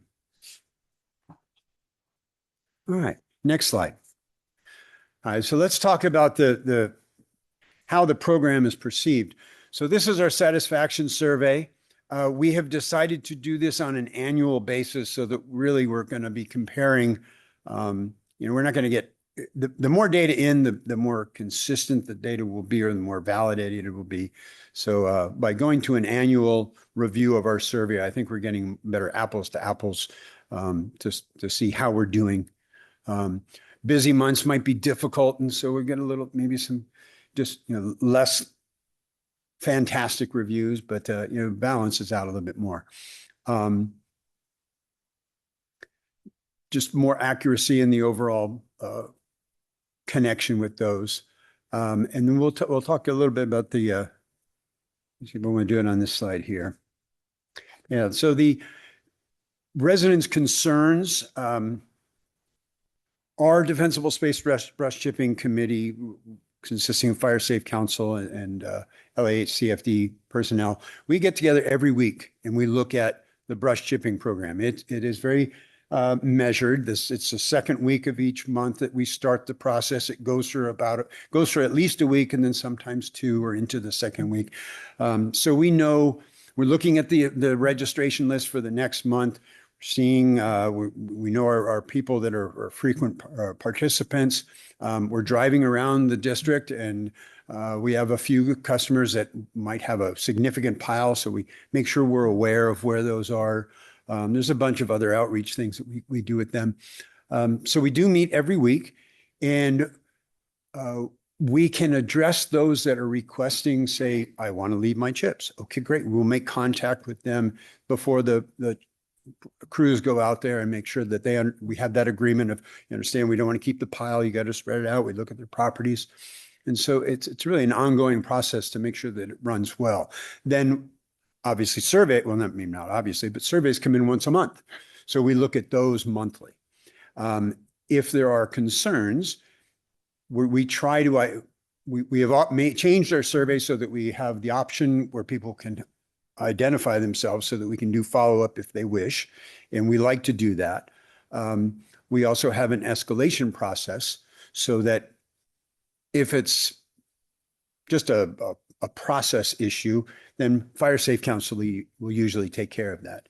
If it's truly a concern or a problem, then it usually will come to the district, and then we will go and address that with with the resident and see what their concerns are. And we always seem to be able to take care of it. So I don't think there's anything really too insurmountable with brush chipping that we probably can't handle.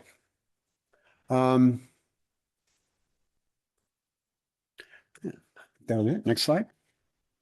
All right, so here's that same information graphically, but now let's talk about the responses. 205 survey responses.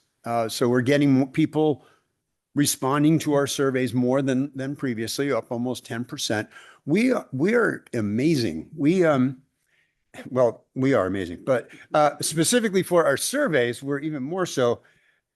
We had 205 survey responses out of 1,166 registrants. That's, where is that? 44%?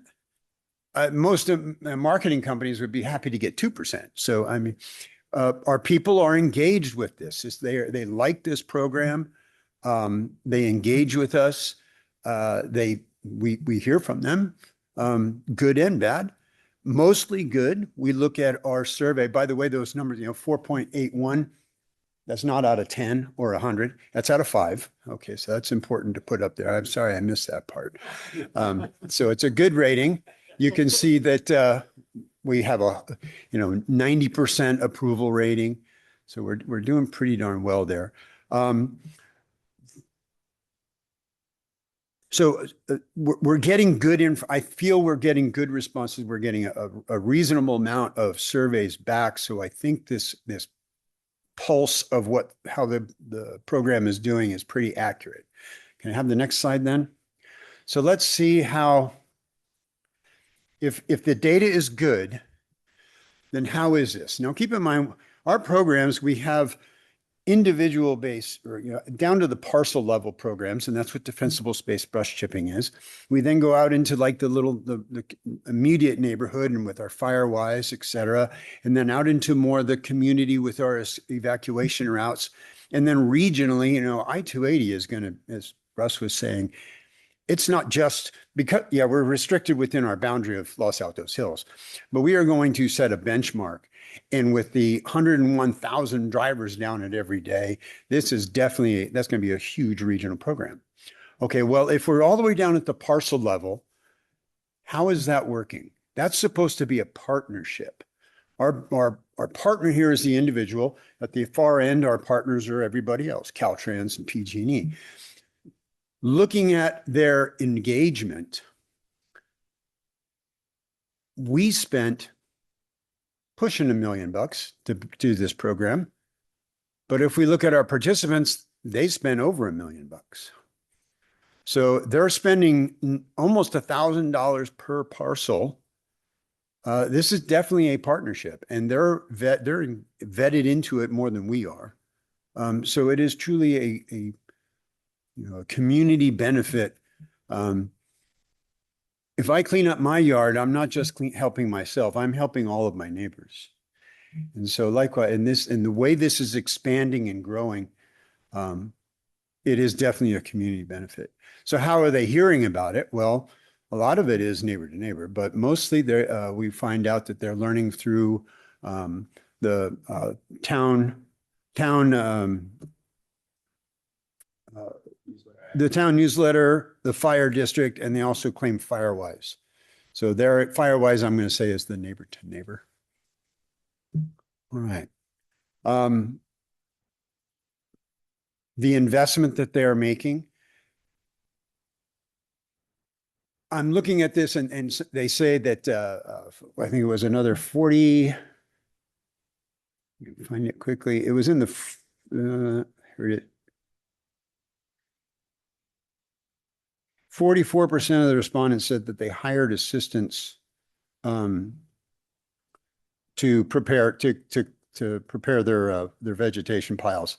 I suspect that those that are more DIYers, the ones that are going to go out there and do the work, they're probably the ones that are also responding to our surveys. They're a little bit more engaged. So I'm suspicious. I think that number might be a little bit higher. So the actual amount of money being invested, I think, could be even higher than the 978 per person. So I do think it is a The residents are working hard on their property. We're helping out on the back end part, and I think we're getting better leverage. You know, if I was a homeowner doing this work and then I had to hire a contractor to do the hauling, the chipping and hauling, well, I got to vet out that contractor. It's not their primary business. It's going to be a significant added expense.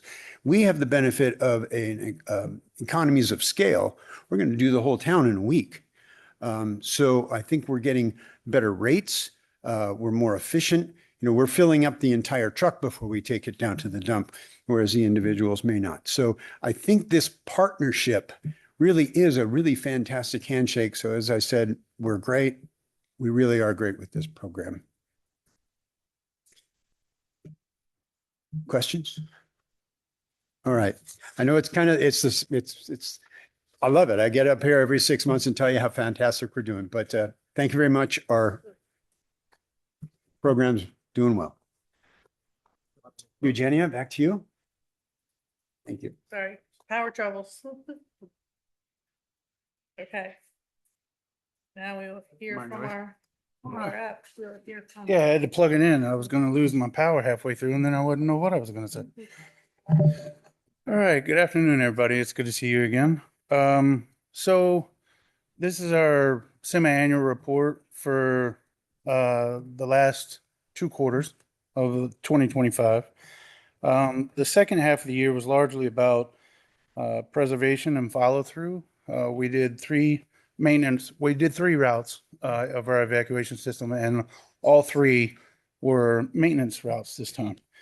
So we shifted from large scale interchange work earlier in the year and targeted maintenance corridor reinforcement because, excuse me, in the first half of the year, we did Page Mill, rather lengthy, and we did also Moody El Monte, which included the Moody El Monte interchange on I-280, and that was a big learning curve, which saved us a lot of effort when we decided to move forward with the Page Mill interchange. But there still has been learning curves as well. So lots of learning and moving forward with that. But the second half of the year was centered on maintenance. That means clearing regrowth maintenance, maintaining site distance, reducing ladder fuels, and ensuring emergency vehicles can get where they need to go as the situation calls for it. Next slide, please. Is that the next slide? Okay. These projects also strengthen connectivity between neighborhoods and primary evacuation routes. As Eugenia pointed out earlier, some of the evacuation routes you're going to see cross under or abut against the I-280 interchange. So we wanted to make sure to get those taken care of so that I-280, when the residents have to evacuate, they can get to I-280 and get out of town. From an operational standpoint, what stands out most is consistency. We consistently delivered, consistently coordinated with partners and agencies, and we consistently performed safely, which I personally think is a rather significant thing. We always want to be safe in everything we do. Our whole mission here is to provide safety for our community. So pulling all of these projects off with all the moving targets and all the agencies in collaboration, it's a pretty significant thing. We didn't have one single reportable incident at all. So I think it's a good thing. Also wanted to mention this work helps to protect the investment we've already made in prior treatments. Maintenance keeps these corridors effective over time. And one of the most important things about the evacuation route hardening is the success often looks uneventful, meaning you guys drive these routes all the time, but you don't necessarily notice like, oh my God, these trees are missing. This vegetation is gone. That's not a bad thing. There are a lot of things that we notice, but a lot of the vegetation goes treated and it may not jump out at you, but it's still very effective. As you can see by the numbers in the miles treated, the volume that we've removed. So it's one of those things that's happening in the background, but it's very effective. And with that, I'd like to transfer over to Barbara. She's going to talk about the next 2 slides. Barbara Gonzalez is the project manager for Fire Safe Council. Good evening. Thank you. Just a second. Okay, so in this slide, we are comparing our 2025 quarter 3 and quarter 4 to the first half of the year. That is quarter 1 and quarter 2. So we had 3 projects for that second half of the year, and then 2 projects beginning of last year.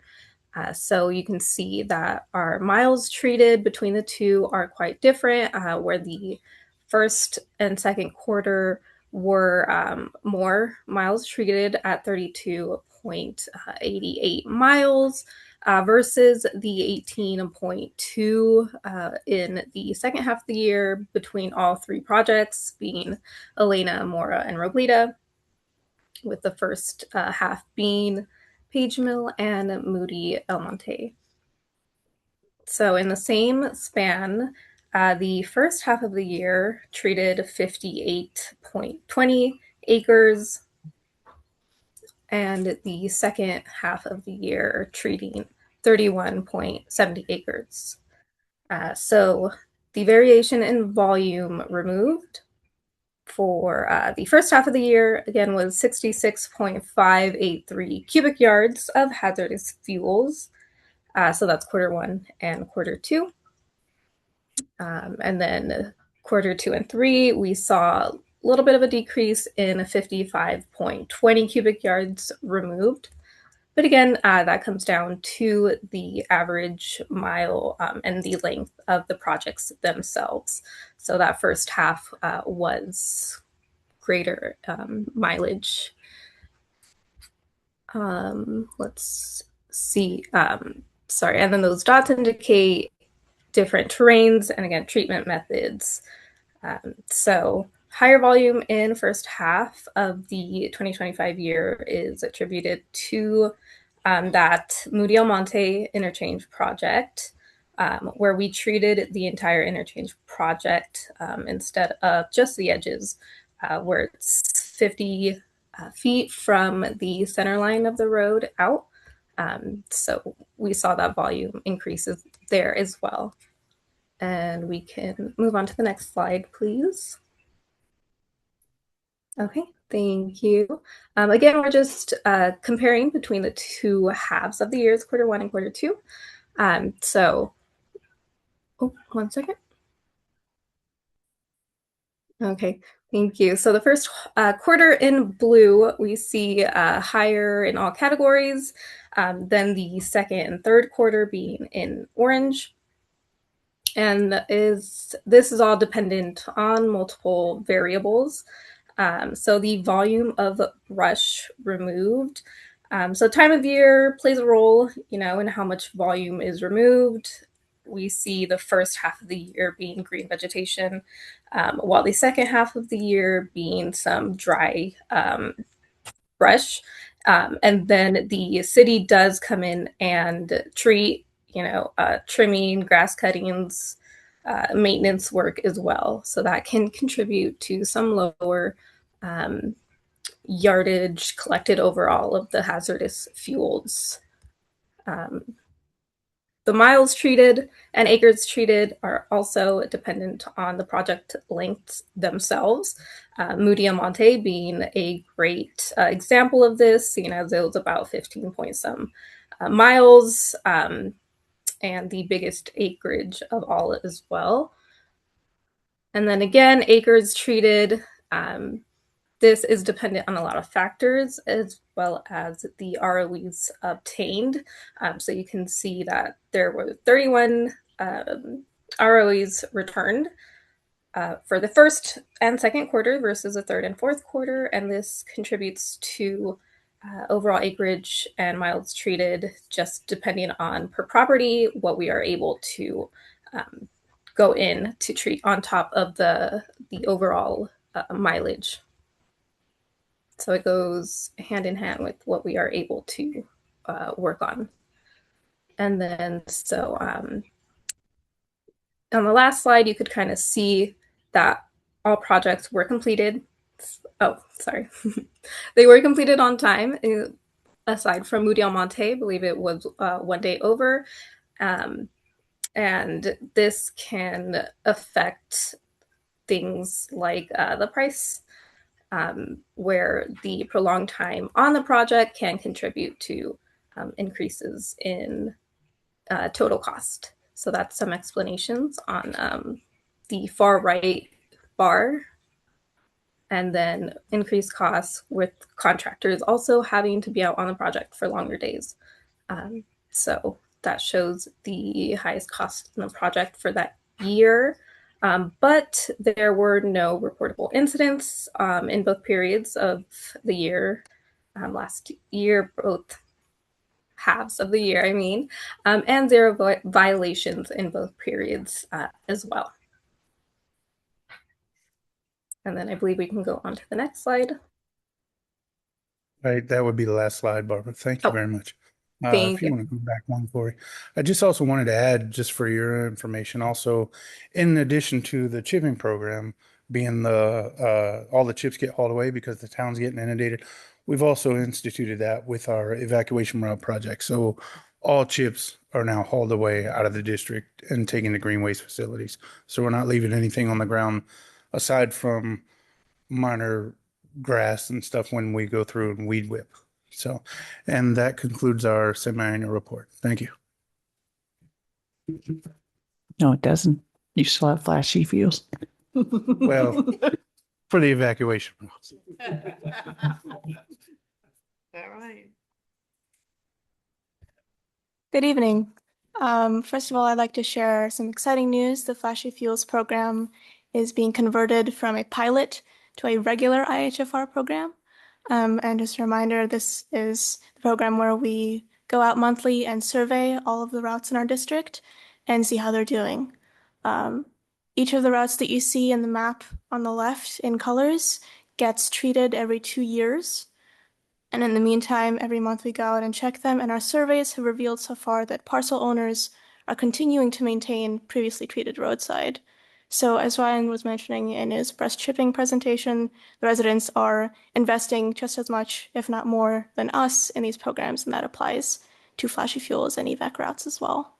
And these monthly surveys allow us to monitor and make observations like that, and then also assess whether we need treatments more often than every 2 years.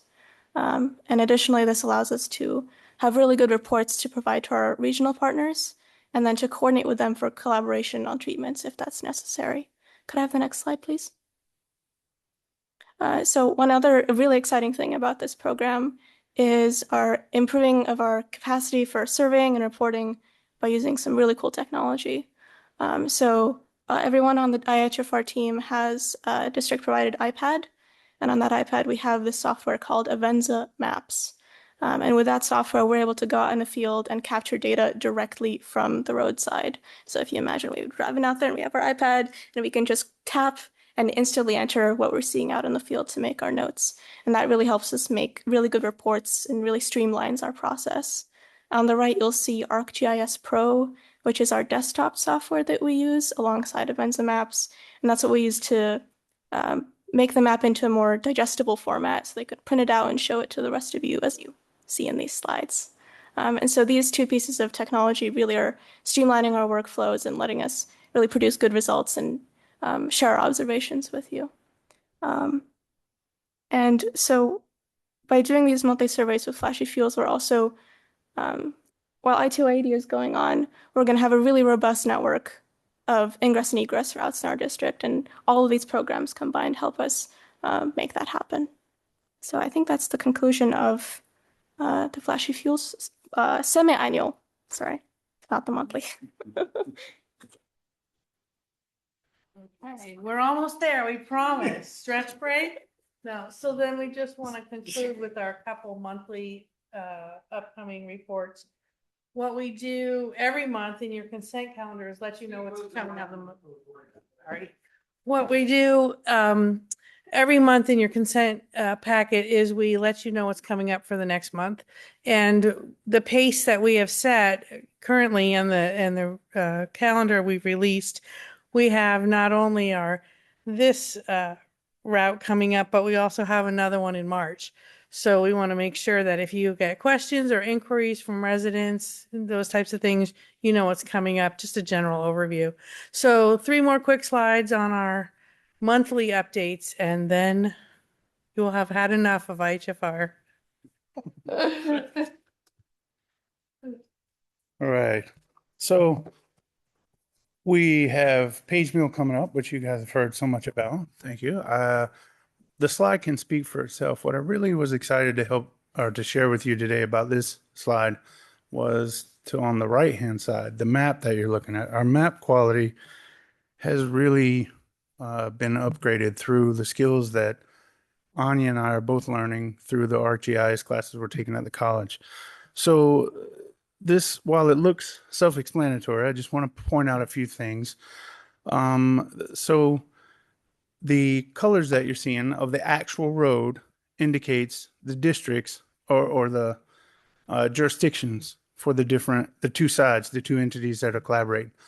Also, the colored portions, those are where we'll be operating each particular day that we're out there. But where you see that it's colored, the pink, blue, those are the actual footprints for the areas that will be treated. So those lines now show as you're coming off the interstate for, say, Alpha, for example, the blue color that's coming out is exactly 50 feet from the center line of the road. So our maps are now providing you with details that are more accurate so that you can see exactly what we're doing. Also, the cones will indicate where the road shutoffs will be for traffic as we're operating in each of those sections. We've also went above and beyond this time because we learned from Moody Almonte to provide an extensive amount of signage for the detours so that when we shut a section down, we're helping the residents and those passing through our area to get where they need to go efficiently. So next slide, please. That'll be it for Page Mill.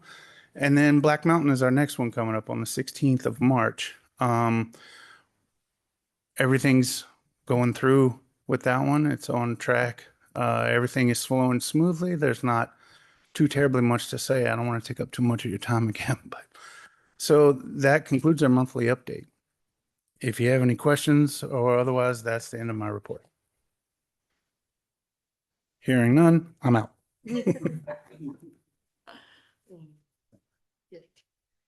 Me again, just one more time, I promise. And this one's only one slide. So reporting our monthly report for February for Flashy Fuels is you can see a picture exemplary of what we saw out on the field. The grasses are very wet this season. Just take a look outside, you'll see why. So for now, no treatment is needed, and our next survey is next month. And you can see our report graphic on the left. And that is the end of the Flashy Fuels monthly report. And thank you all. Appreciate it. It's a lot of information. And again, it's one of our favorite processes is figuring out how much vegetation is getting removed across the district. So if I see no comments here, we'll take public comments. Could you bring up the slide about the evacuation route, the statistics? It's about 4 slides, 5 slides back. Why the slides are coming up, I just, last month I mentioned to you that I thought the frequency of treatment was too often. And as a result of that, you're spending a lot of money without getting as much benefit as you could. Go back another slide, this slide. So I want you to look at the Morris Summer Hill, about the amount of volume that was treated. And you can see it was 81 cubic yards, but that was over 7.5 miles. So this same area was done 2 years ago. Okay, and if you were to go back and get the statistics about how much material you removed 2 years ago, it was, three times that amount of volume. So what I'm trying to tell you, and if you go back just one more slide, it cost $104,000 to remove 81 cubic yards. And if you think about 81 cubic yards spread out over 7 miles, you're taking about this much material out every 100 feet. It's a trivial amount of material. So my suggestion to you is before you start doing these projects, take a look at what the regrowth has been. I think the frequency is too short. I think it doesn't grow back that quickly. And if you did them every 3 years, for instance, you would be saving a substantial amount of money. And not only that, you'd have the opportunity to work on other parts of the town as well. And I know the evacuation routes are the most important, but there are other parts of town that have, substantial amount of growth as well. So that's my recommendation to you. I know you've got these next 3 projects scheduled to come up. They're on their 2-year anniversaries. But before you start the work, I really suggest you go out there and take a look to see whether it's actually worthwhile to do that work on that frequency. Thank you. And to Ryan, why don't you start counting trucks too?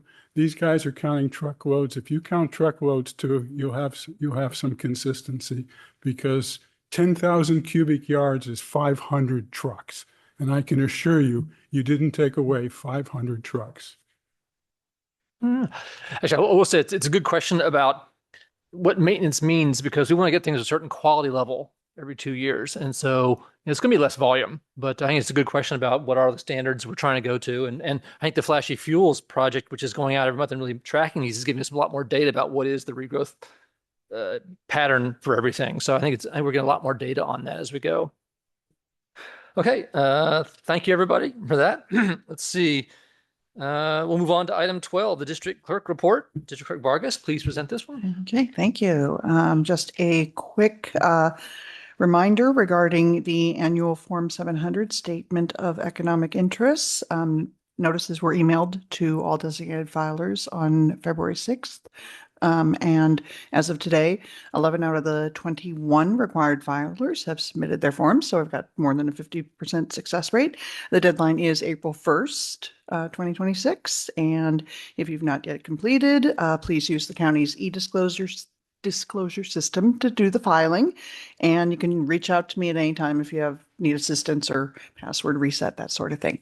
Thank you very much. I know someone has to do nagging. I appreciate it being you having to do that. Any comments on that, or any public comments on that? I don't think there will be. Great. Moving on to 13A. This is the opportunity for commissioners to provide reports or suggestions for any future agenda topics. Any comments here? Seeing none. Any public comments for future agenda things that haven't already been brought up? Seeing none. Item 13B. This is the next regular commission meeting is scheduled for March 17th, 2026, in person and in hybrid at this very town hall council chambers. Any comments from the commission? Is everyone here planning on being here next month? Great. Any public comment on that schedule? I don't know why they would be. It's normal, regular schedule. Thank you. Moving on to item 14, adjournment. Thank you, everyone, for a long night with a lot of substantive material. This concludes the February 17th, 2026 regular meeting of the Los Altos Hills County Fire District. This meeting is adjourned at 9:57 p.m. I'm glad I did it before 10. District Clerk Vargas, please stop the recording.